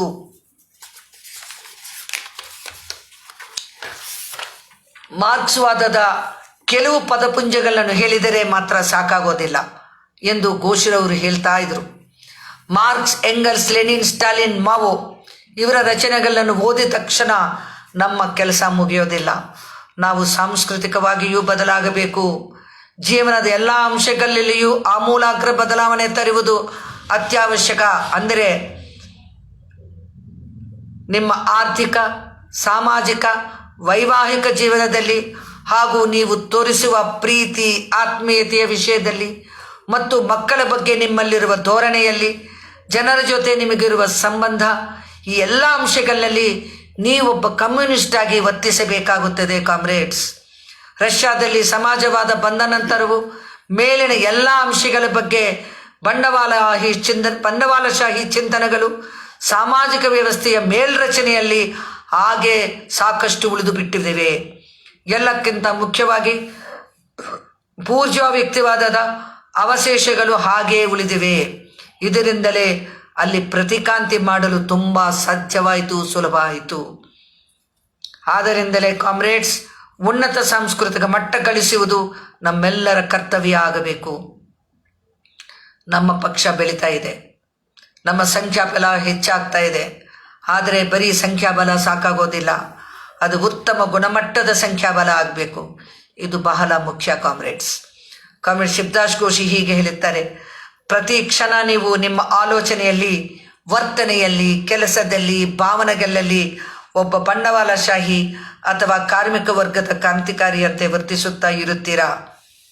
ಬಂಡವಾಳಶಾಹಿ ಆಗಿರ್ಬೋದು, ಕೆಲವೊಮ್ಮೆ ಕ್ರಾಂತಿಕಾರಿ ಗುಣನೂ ಇರ್ಬೋದು. ನಮ್ಮ ಸುತ್ತಲೂ ಬಂಡವಾಳಶಾಹಿ ವ್ಯವಸ್ಥೆ ವ್ಯಾಪಿಸಿದೆ. ಅದು ಪ್ರತಿ ಕ್ಷಣವೂ ನಮ್ಮನ್ನು ಆವರಿಸುತ್ತಾ, ನಮ್ಮನ್ನು ಕಲುಷಿತಗೊಳಿಸಲು, ನಮ್ಮಲ್ಲಿ ಅನೈತಿಕತೆ ಬೆಳೆಸಲು ಪ್ರಯತ್ನಿಸುತ್ತಾ ಇರುತ್ತದೆ. ಕಾಮ್ರೇಡ್ ಘೋಷರ ಈ ಸೂಕ್ತಿಯನ್ನು ನಾವು ನೆನಪಿಡಬೇಕು. ಆತ್ಮತೃಪ್ತಿಯಿಂದ ತಮ್ಮ ಸಂಘರ್ಷವನ್ನು, ಹೋರಾಟವನ್ನು ನಿಲ್ಲಿಸಿಬಿಟ್ರೆ ಅತ್ಯುನ್ನತ ಹಂತಕ್ಕೆ ತಲುಪಿದ ನಾಯಕರು ಕೂಡ ಅಧೋಗತಿಯನ್ನು ತಲುಪುತ್ತಾರೆ. ಇಲ್ಲಿ ಹೋರಾಟದ ಪ್ರಾಮುಖ್ಯತೆಯನ್ನು ಅರ್ಥ ಮಾಡಿಕೊಳ್ಳಿ ಕಾಮ್ರೇಡ್ಸ್. ಈಗಾಗಲೇ ಕಾಮ್ರೇಡ್ಸ್ ಬಹಳ ಸಮಯ ಆಗಿ ಹೋಗಿದೆ. ಮಹಾನ್ ಮಾರ್ಕ್ಸು ಮತ್ತು ಎಂಗಲ್ಸ್ರಿಂದ ನಾವು ಕಲಿಯುವುದಂತೂ ಬಹಳಷ್ಟಿದೆ. ನಾನು ಸ್ವಲ್ಪ ವಿಷಯಗಳು ನಿಮ್ಮ ಮುಂದೆ ಇಟ್ಟಿದ್ದೀನಿ. ಅವರು ಮಾಡಿದ ಹೋರಾಟ ಎಂಥ ಗಣ್ಯವಾದದ್ದು. ಅವರ ಹೆಸರು ಗಳಿಸಲು ಅಥವಾ ಪ್ರತಿಷ್ಠೆಕ್ಕಾಗಿ ಅವರು ಹೋರಾಡಲಿಲ್ಲ. ಕ್ರಾಂತಿ ಎಂಬ ಏಕೈಕ ಧ್ಯೇಯಕ್ಕಾಗಿ ಅವರು ರಭಸವಾದ ಪ್ರವಾಹಕ್ಕೆ ಎದುರಾಗಿ ಈಜಿದರು. ಆ ಒಂದೇ ಒಂದು ಕನಸನ್ನು ಈಡೇರಿಸುವುದಕ್ಕಾಗಿ ಇಡೀ ಜಗತ್ತೇ ಎದುರಾಗಿ ನಿಂತರು, ಅಡ್ಡಿ ಬಂದರು. ಅವರು ಹೋರಾಟವನ್ನು ಬಿಡಲಿಲ್ಲ. ಅವರ ವಿದ್ಯಾರ್ಥಿಗಳಾದ ನಾವು ಅವರು ಬಿಟ್ಟು ಹೋದ ಐತಿಹಾಸಿಕ ಕರ್ತವ್ಯವನ್ನು ಪೂರೈಸಬೇಕಾಗಿದೆ. ಅದಕ್ಕಾಗಿ ನಾವು ಮಾರ್ಕ್ಸ್ವಾದ, ಲೆನಿನ್ವಾದ, ಶಿವದಾಸ್ ಘೋಷ್ ಚಿಂತನೆಗಳ ಸಿದ್ಧಾಂತಗಳನ್ನು ಮತ್ತೆ ಮತ್ತೆ ಮನವರಿಕೆ ಮಾಡಿಕೊಳ್ಳಬೇಕು. ಈ ರೀತಿ ನಮ್ಮನ್ನು ನಾವು ಬದಲಾಯಿಸಿಕೊಂಡು ಮುನ್ನೊಗ್ಗಿದರೆ ನಾವು ಕ್ರಾಂತಿಯನ್ನು ಸಾಧಿಸಬಹುದು. ಇಡೀ ಜಗತ್ತು ಇಂದು ವಿಮುಕ್ತಿಗಾಗಿ ಹಾತೊರೆಯುತ್ತಿದೆ, ಬದಲಾವಣೆಯನ್ನು ಎದುರು ನೋಡುತ್ತದೆ. ಪ್ರಜ್ಞಾಪೂರ್ವಕ ಕ್ರಾಂತಿಕಾರಿ ಕಾರ್ಮಿಕ ವರ್ಗ ಮಾತ್ರವೇ ಜಗತ್ತಿಗೆ ವಿಮುಕ್ತಿ ನೀಡಬಲ್ಲದು. ಕಮ್ಯುನಿಸ್ಟ್ ಮ್ಯಾನಿಫೆಸ್ಟೋದಲ್ಲಿ ಹೇಳಿರುವಂತೆ ಕಾರ್ಮಿಕ ವರ್ಗವೇ ಬಂಡವಾಳಶಾಹಿ ವರ್ಗಕ್ಕೆ ಗೋರಿ ಕಟ್ಟುತ್ತದೆ. ಅದಕ್ಕಾಗಿ ಮಾರ್ಕ್ಸ್ವಾದ, ಲೆನಿನ್ವಾದ ಎಂಬ ಸೈದ್ಧಾಂತಿಕ ಆಯುಧದ ಜೊತೆಗೆ ಒಂದು ನೈಜ ಕಮ್ಯುನಿಸ್ಟ್ ಪಕ್ಷದ ಅವಶ್ಯಕತೆ ಇದೆ. ಅಂತಹ ಪಕ್ಷವನ್ನು ಕಾಮ್ರೇಡ್ ಘೋಷರವರು ನಮ್ಮ ಮುಂದೆ ಕಟ್ಟಿದ್ದಾರೆ, ಅದು ನಮ್ಮ ಮುಂದೆ ಇದೆ. ಆ ನೈಜ ಕಮ್ಯುನಿಸ್ಟ್ ಪಕ್ಷವನ್ನು ನಾವು ಇನ್ನಷ್ಟು ಗಟ್ಟಿಗೊಳಿಸಬೇಕಾಗುತ್ತದೆ ಕಾಮ್ರೇಡ್ಸ್. ಇಲ್ಲಿ ಚರ್ಚಿಸಿದ ವಿಷಯಗಳನ್ನು ಮನಗೊಂಡು ಈ ಐತಿಹಾಸಿಕ ಜವಾಬ್ದಾರಿಯನ್ನು ವಹಿಸಿಕೊಂಡು ಮುನ್ನಡೆಯುವುದೇ ನಮ್ಮೆಲ್ಲರ ಜವಾಬ್ದಾರಿ. ಆಗ ಮಾತ್ರವೇ ಮಹಾನ್ ಎಂಗಲ್ಸ್ರವರಿಗೆ ನೈಜವಾದ ಶ್ರದ್ಧಾಂಜಲಿ ನಾವೆಲ್ಲರೂ ಸೇರಿ ಅರ್ಪಿಸಿದಂತ ಆಗುತ್ತದೆ ಕಾಮ್ರೇಡ್ಸ್. ವಿಶ್ವದ ಕಾರ್ಮಿಕರೇ ಒಂದಾಗಿ ಮಹಾನ್ ಎಂಗಲ್ಸ್, ಲಾಲ್ ಸಲಾಂ, long live Marxism Leninism, comrade Shibdas Ghosh thought long live revolution. Comrades, ಇಲ್ಲಿಗೆ ಕಾಮ್ರೇಡ್ ಪ್ರಭಾಷ್ ಘೋಷ್ರವರು ಆವತ್ತು ಮಾಡಿದ ಭಾಷಣದ ಅನುವಾದ ಮುಗಿದಿದೆ. ಕಾಮ್ರೇಡ್ಸ್, ಒಂದು ವಿಷಯ ಅರ್ಥ ಮಾಡ್ಕೊಳ್ಳಿ, ಎಂಗಲ್ಸ್ರವರು ಮಾರ್ಕ್ಸ್ರವರು ಹುಟ್ಟಿದ ಕಾಲ ಈ ಕಾಲ ಅಲ್ಲ. ತುಂಬ ವರ್ಷಗಳ ಹಿಂದೆ, ಸುಮಾರು 200 ವರ್ಷಗಳ ಹಿಂದೆ ಹುಟ್ಟಿದಂತಹ ಎಂಗಲ್ಸ್ರವರು ಈ ಹೋರಾಟನ ಕೈಗೆತ್ತಿಕೊಂಡ್ರು ಮಾರ್ಕ್ಸ್ರವರ ಜೊತೆಗೆ ಸೇರಿ. ಆಗ ತಾನೇ ಬೂರ್ಜ್ವಾ ಡೆಮಾಕ್ರೆಟಿಕ್ ರಿವಲ್ಯೂಷನ್ ಮುಗಿದು ಎಷ್ಟೋ ದೇಶಗಳಲ್ಲಿ ಕ್ಯಾಪಿಟಲಿಸಮ್ ಬಂದ ತಕ್ಷಣವೇ ಯಾರು ಸೆಂಟ್ ಸೈಮನ್, ರಾಬರ್ಟ್ ಓವನ್ ಇವರೆಲ್ಲರೂ ಕೂಡ ಏನು ಯುಥೋಪಿಯನ್ ಸೋಷಿಯಲಿಸಮ್ ಅನ್ನೋ ಪುಸ್ತಕನ ಬರೆದು ಅನ್ನೋ ಸಿದ್ಧಾಂತನ ತಂದು ಜನಗಳಲ್ಲಿ ಒಂದು ಕನ್ಫ್ಯೂಷನ್ನ ಕೂಡ ತಂದಿಟ್ರು. ಒಂದು ಕಡೆ ಅದನ್ನು ಫೈಟ್ ಮಾಡಬೇಕು, ಇನ್ನೊಂದು ಕಡೆ ಯಾವುದು ಸರಿಯಾದ ದಿಕ್ಕಿನಲ್ಲಿ ಕಾರ್ಮಿಕರ ಹೋರಾಟ ಕಟ್ಟಬೇಕಂತ ತೋರಿಸಬೇಕು. ಅದು ದೊಡ್ಡ ಚಾಲೆಂಜ್ ಆಗಿತ್ತು ಅವರಿಬ್ಬರಿಗೂ ಕೂಡ. ಎಷ್ಟೋ ಕಷ್ಟಗಳನ್ನ ಎದುರಿಸಿದ್ರು. ದೇಶದಿಂದ ಅಟ್ಟಿಸ್ಕೊಂಡು ಹೋದರು ಪೊಲೀಸರು. ಅಲ್ಲಿದ್ದ ಸರ್ಕಾರಗಳು ಸಾಕಷ್ಟು ಕಿರುಕುಳ ಕೊಟ್ಟರು. ಇವೆಲ್ಲವೂ ಕೂಡ ಕಾಮ್ರೇಡ್ ಪ್ರಭಾಷ್ ಘೋಷ್ ಅವರು ಸಾಕಷ್ಟು ವಿಷಯಗಳನ್ನ ಮುಂದೆ ಇಟ್ಟಿದ್ದಾರೆ. ಅಂತಹ ಭಯಾನಕವಾದ ಕ್ಲಿಷ್ಟ ಪರಿಸ್ಥಿತಿಯಲ್ಲಿ ಕೇವಲ ಒಂದು ಧ್ಯೇಯವನ್ನು ತಮ್ಮ ಮುಂದೆ ಇಟ್ಕೊಂಡು ಈ ವಿಚಾರಗಳನ್ನು ಜನಗಳಿಗೆ ಕೊಡಬೇಕು ಅಂತ ಅಲ್ಲಿವರೆಗೂ ಕೂಡ ನಂಬಿದಂತಹ ಹೆಗೆಲ್ ಥಿಯರಿ ಅಥವಾ ಫ್ಯೂರ್ಬಾಕ್ ಥಿಯರಿ ಅಥವಾ ಭಾವನಾವಾದ, ಎಷ್ಟೋ ಮಂದಿ ನೀವು ಕೇಳಿರ್ಬೋದು, ಸುಮಾರು ಮಂದಿ ಗ್ರೀಕ್ ಫಿಲಾಸಫರ್ಸು ಈ ಭಾವನಾವಾದವನ್ನು ತುಂಬ ಕನ್ಫ್ಯೂಷನ್ಸಿಂದ, ಬಟ್ ಅವರು ಮಹಾನ್ ಜ್ಞಾನಿಗಳು ಆವಾಗ ತಗೊಂಡು ಬಂದರು ಜನರ ಮುಂದೆ. ಅವುಗಳು ಸರಿಯಿಲ್ಲ ಅಂತ ತೋರಿಸ್ಬೇಕು, ಅದರಲ್ಲಿ ಒಳ್ಳೇದು ಯಾವುದಾದ್ರೂ ಇದ್ರೆ ತಗೋಬೇಕು. ಇವೆಲ್ಲವನ್ನು ಅರ್ಥ ಮಾಡಿಕೊಂಡು ವಿಜ್ಞಾನದ ವಿವಿಧ ಶಾಖೆಗಳನ್ನು ಅರ್ಥ ಮಾಡಿಕೊಂಡು ಕಾರ್ಲ್ ಮಾರ್ಕ್ಸ್ರವರು, ಎಂಗಲ್ಸ್ ಅವರು ಈ ಮಹಾನ್ ದ್ವಂದ್ವಾತ್ಮಕ ವಸ್ತುವಾದದ ಸಿದ್ಧಾಂತವನ್ನು ಮುಂದೆ ಇಟ್ಟು ಇಡೀ ಕಾರ್ಮಿಕ ವರ್ಗಕ್ಕೆ ಮಹತ್ವವಾದ ಅಸ್ತ್ರವನ್ನು ನೀಡಿದ್ದಾರೆ. ಈ ಅಸ್ತ್ರ ನಮ್ಮ ಕೈಯಲ್ಲಿದೆ. ಈ ಅಸ್ತ್ರದ ಜೊತೆಗೆ ಸಂಸ್ಕೃತಿ ಕೂಡ ಬೇಕು ಅಂತ ಕಾಮ್ರೇಡ್ ಘೋಷ್ ಅವರು ಹೇಳ್ತಾರೆ. ಇವತ್ತು ನಮ್ಮ ನಾಯಕರು, ನಮ್ಮ ಆತ್ಮೀಯ ಪ್ರಧಾನ ಕಾರ್ಯದರ್ಶಿಗಳು ಕಾಮ್ರೇಡ್ ಪ್ರಭಾಷ್ ಘೋಷ್ ಅವರು ಕೂಡ ಇದನ್ನೇ ಮತ್ತೆ ಹೇಳಿದ್ದಾರೆ. ಅವರು ಹೇಳ್ತಾರೆ, ಸಂಸ್ಕೃತಿ ಅನ್ನೋದು ಇಡೀ ಎಲ್ಲ ವಿಚಾರಗಳಲ್ಲಿ ಅಡಗಿರಬೇಕು ಅಂತ ಹೇಳ್ತಾರೆ. ವಿಚಾರಗಳು ಉದಾತ್ತವಾಗಿತ್ತು, ಕಲ್ಚರ್ ಚೆನ್ನಾಗಿಲ್ಲ ಅಂದರೆ ವಿಚಾರಗಳು ನಮ್ಮಲ್ಲಿ ಗರ್ವನ ಹುಟ್ಟಿಸುತ್ತವೆ, ಅಹಂಕಾರನ ಹುಟ್ಟಿಸುತ್ತವೆ, ನಮಗೆಲ್ಲ ಗೊತ್ತನೋ ಒಂದು ಕೆಟ್ಟ ಬುದ್ಧಿಯನ್ನು ನಮ್ಮಲ್ಲಿ ಸೃಷ್ಟಿ ಮಾಡುತ್ತವೆ ಅಂತ ಎಚ್ಚರಿಕೆ ಕೊಟ್ಟರು. ಕಾಮ್ರೇಡ್ಸ್, ಇದೊಂದು ಕಡೆ ಆದರೆ ಇವತ್ತು ನಾವು ರೈತ ಚಳುವಳಿನ ನೋಡ್ತಾ ಇದ್ದೀವಿ. ಯಾವ ರೀತಿ ರೈತರು ಇಡೀ ದೇಶಕ್ಕೆ ಅನ್ನ ಕೊಡುವಂಥ ರೈತರು ಎಲ್ಲೆಡೆ ಕೂಡ ಯಾವ ರೀತಿ ಹೋರಾಟಗಳನ್ನ ಕಡಿತಾ ಇದ್ದಾರೆ ನೀವು ನೋಡಿದ್ದಾರೆ. ಡೆಲ್ಲಿನಲ್ಲಿ ಬಾರ್ಡರ್ನಲ್ಲಿ ಅವರೆಲ್ಲ ಕೂಡ ಸೇರಿಕೊಂಡಿದ್ದಾರೆ. ಸುಮಾರು 25 ಕಿಲೋಮೀಟರ್ ದೂರವಷ್ಟು ಒಂದು ದೊಡ್ಡ ಸ್ಥಳದಲ್ಲಿ ಅವರೆಲ್ಲೂ ಕೂಡ ಸೇರಿದ್ದಾರೆ. ಅವರು ಏನು ಮಾಡಿದ್ರು ಕೂಡ ಸರ್ಕಾರ ಎಷ್ಟು ಕುತಂತ್ರಗಳನ್ನ ಮಾಡಿದ್ರು ಕೂಡ ತಲೆ ಬಗ್ಗುತ್ತಾ ಇಲ್ಲ. ಹೈಲಿ ಡಿಟರ್ಮೈನ್ಡ್ ಫೋರ್ಸ್ ಅದು. ಇಡೀ ದೇಶಕ್ಕೆ ದೊಡ್ಡ ಮಾದರಿಯಾಗಿದೆ. ಇಡೀ ಪ್ರಪಂಚದಲ್ಲಿ ಇದರ ಬಗ್ಗೆ ಸಾಕಷ್ಟು ಮೆಚ್ಚುಗೆ ಬರ್ತಾ ಇದೆ. ಸಾಕಷ್ಟು ವಿರೋಧನ ನಮ್ಮ ಮೋದಿ ಸರ್ಕಾರದ ಬಗ್ಗೆ ಪ್ರಪಂಚದಲ್ಲೇ ಎಲ್ಲರೂ ಕೂಡ ಧ್ವನಿ ಎತ್ತಿ ಮಾತಾಡ್ತಾ ಇದ್ದಾರೆ, ವಿರೋಧವನ್ನು ವ್ಯಕ್ತಪಡಿಸ್ತಾ ಇದ್ದಾರೆ. ಇವೆಲ್ಲರ ನಡುವೆ ನಾವು ಗಮನಿಸ್ತಾ ಇರೋದು ಜನಗಳಲ್ಲಿ ಅತೃಪ್ತಿ ಇದೆ ಅಂತ ಕಾಮ್ರೇಡ್ ಪ್ರಭಾಷ್ ಘೋಷ್ ಅವರು ತುಂಬ ಚೆನ್ನಾಗಿ ತಂದಿದ್ದಾರೆ. ಈ ಅತೃಪ್ತಿಯಿಂದ ಬರೀ ಚಳುವಳಿಗಳು ಬೆಳೆದರೆ ಸಾಕಾಗಲ್ಲ, ಅದಕ್ಕೆ ಸರಿಯಾದ ನಾಯಕತ್ವ ಬೇಕು ಅಂತ ಹೇಳಿದ್ದಾರೆ. ಸೊ ಈ ಹೋರಾಟದ ಸಮಯದಲ್ಲಿ ನಮ್ಮ ಪಕ್ಷದ ರಾಜ್ಯ ಸಮಿತಿಯು ಕೂಡ ಈ ಹೋರಾಟದಲ್ಲಿ ತುಂಬ ಸಕ್ರಿಯವಾಗಿ ಪಾಲ್ಗೊಳ್ತಾ ಇದೆ. ನಮ್ಮೆಲ್ಲ ಮುಂದಾಳುಗಳು, ನಮ್ಮ ರೈತ ಸಂಘಟನೆ RKS, ನಮ್ಮ ಕಾರ್ಮಿಕ ಸಂಘಟನೆ AIUTUC, ನಮ್ಮ ಮಹಿಳಾ ಸಂಘಟನೆ AMSS, ನಮ್ಮ ವಿದ್ಯಾರ್ಥಿ ಸಂಘಟನೆ AIDSO, ನಮ್ಮ ಯುವ ಸಂಘಟನೆ AIDYO, ಅದರ ಜೊತೆಗೆ ನಮ್ಮ ಒಂದು ಇನಿಷಿಯೇಟಿವ್ ಇಂದ ಮುಂದೆ ಬಂದಂತಹ ಆವಿಷ್ಕಾರ ಸಾಂಸ್ಕೃತಿಕ ವೇದಿಕೆ, ಇವರೆಲ್ಲರೂ ಕೂಡ ಈ ಹೋರಾಟದಲ್ಲಿ ರಾಜ್ಯದಲ್ಲಿ ಭಾಗವಹಿಸ್ತಾ ಇದ್ದಾರೆ. ಬೇರೆ ಬೇರೆ ದಿಕ್ಕುಗಳಿಂದ ಬರ್ತಾ ಇದ್ದಾರೆ. ಜೊತೆಗೆ ನಮ್ಮ ಮೆಡಿಕಲ್ ಡಾಕ್ಟರ್ಸ್ ಕಮಿಟಿ MSc ಇಂದ ಕೂಡ ದೊಡ್ಡ ತಂಡಗಳು ಇವತ್ತು ಡೆಲ್ಲಿಗೆ ಹೋಗಿ ಅಲ್ಲಿ ಜನರಿಗೆ ಬೇರೆ ಬೇರೆ ರೀತಿ ವೈದ್ಯಕೀಯ ಸೌಲಭ್ಯಗಳು ಕೊಡೋಕ್ಕೆ ಆ ಚಳಿಯಲ್ಲಿ ಕೆಲಸ ಮಾಡ್ತಾ ಇದ್ದಾರೆ. ನಮ್ಮ ಮಹಿಳಾ ಸಂಘಟನೆಯಿಂದ ರಾಜ್ಯದ ಪ್ರೆಸಿಡೆಂಟು, ಅದೇ ರೀತಿ ಅಪರ್ಣಾ ಅವರು, ಅದೇ ರೀತಿ ನಮ್ಮ ರೈತ ಸಂಘಟನೆಯಿಂದ ಕಾಮ್ರೇಡ್ ನಾಗಂಬಾಲ್ ಅವರು, ವೈಸ್ ಪ್ರೆಸಿಡೆಂಟ್ ಅವರು, ಇವರೆಲ್ಲರೂ ಕೂಡ ಹೋಗಿದ್ದಾರೆ. ಜೊತೆಗೆ ಎಷ್ಟೋ ಮಂದಿ ನಮ್ಮ ಆಲ್ ಇಂಡಿಯಾ ಫ್ರಂಟಲ್ ಆರ್ಗನೈಸೇಷನ್ಸಿಂದ ನಾಯಕರಲ್ಲಿದ್ದಾರೆ. ಎಷ್ಟೋ ಮಂದಿ ವಾಲಂಟಿಯರ್ಸ್ ಕೆಲಸ ಮಾಡ್ತಾ ಇದ್ದಾರೆ.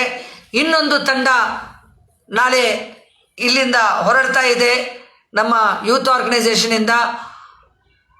ನಮಗೆ ಬಂದಿರೋ ಒಂದು ಗೈಡ್ಲೈನ್ ಏನಂದರೆ, ಎಲ್ಲರೂ ಅಲ್ಲಿಗೆ ಹೋದ್ರಿ ಇಲ್ಲಿ ಮಾಡೋರು ಯಾರು ಅಂತ ಹೇಳಿ ನಾವು ಇಲ್ಲಿ ಕೂಡ ಸುಮಾರು ಕಾಮ್ರೇಡ್ಸ್ನ ಇಲ್ಲಿ ಇರಬೇಕಂತ ಕೇಳ್ಕೊಂಡಿದ್ದೀವಿ. ಕೆಲವು ಮಂದಿ ಅಲ್ಲಿ ಆ ಒಂದು ಕೆಲಸಗಳನ್ನ ನೋಡಿ ಬರೋದಕ್ಕೆ ಅವರ ಆಲ್ ಇಂಡಿಯಾ ನಾಯಕರು ಕರೆದಿದ್ದಕ್ಕೆ ಕೆಲವರು ಹೋಗಲಿ ಅಂತ ನಾವು ಅವರು ಹೋಗಿ ಕಲಿತು ಬರಬೇಕು ಅಂತ, ಇನ್ಸ್ಪೈರ್ ಆಗಿ ಬರಬೇಕು, ಎಲ್ಲರ ಜೊತೆಗೆ ಶೇರ್ ಮಾಡ್ಕೋಬೇಕು ಅಂತ ಕೆಲವ್ರನ್ನ ಸೆಲೆಕ್ಟ್ ಮಾಡಿ ಕಲಿಸಿದ್ವಿ. ಆದರೆ ಕಾಮ್ರೇಡ್ಸ್ ಇವತ್ತು ಎಲ್ಲೆಡೆ ನಮ್ಮ ಕಾಮ್ರೇಡ್ಸ್ ಎಲ್ಲಿಗೆ ಹೋಗಿದ್ರು ಕೂಡ, ಯಾವ ಹಳ್ಳಿಗೆ ಹೋಗಿದ್ರು ಕೂಡ ಜನ ನಮ್ಮ ಕಡೆ ನೋಡ್ತಾ ಇದ್ದಾರೆ, ನಾವು ಹೇಳೋ ವಿಚಾರಗಳನ್ನ ಒಪ್ತಾ ಇದ್ದಾರೆ. ಒಂದು ಮುಖ್ಯ ವಿಷಯ ಏನು ಗಮನಿಸಿದ್ದಾರೆ ಅಂದರೆ, ಎಲ್ಲ ಸರ್ಕಾರಗಳು ಕೂಡ ಇವತ್ತು ಕೆಲಸ ಮಾಡ್ತಾ ಇರೋದು ಬಂಡವಾಳಶಾಹಿಗಳ ಪರವಾಗಿ. ಇವತ್ತು ನೋಡ್ತಾ ಇರುವಂಥ ರೈತ ವಿರೋಧಿ ಕಾಯ್ದೆಗಳು ಇವತ್ತೇ ದಿಢೀರ್ ಬಂದಿವಲ್ಲ. ಇದಕ್ಕೆ ಮೊದಲೇನೆ ಕಾಂಗ್ರೆಸ್ ಸರ್ಕಾರ ಅಧಿಕಾರದಲ್ಲಿದ್ದಾಗ ಜಾಗತೀಕರಣ, ಭೌಗೋಳೀಕರಣ ಹೆಸರಿನಲ್ಲಿ, ಉದಾರೀಕರಣ ಹೆಸರಿನಲ್ಲಿ, ಖಾಸಗೀಕರಣ ಹೆಸರಿನಲ್ಲಿ ತಂದಂತಹ ರೈತ ವಿರೋಧಿ ನೀತಿಗಳು ನಿಮಗೆ ಗೊತ್ತು.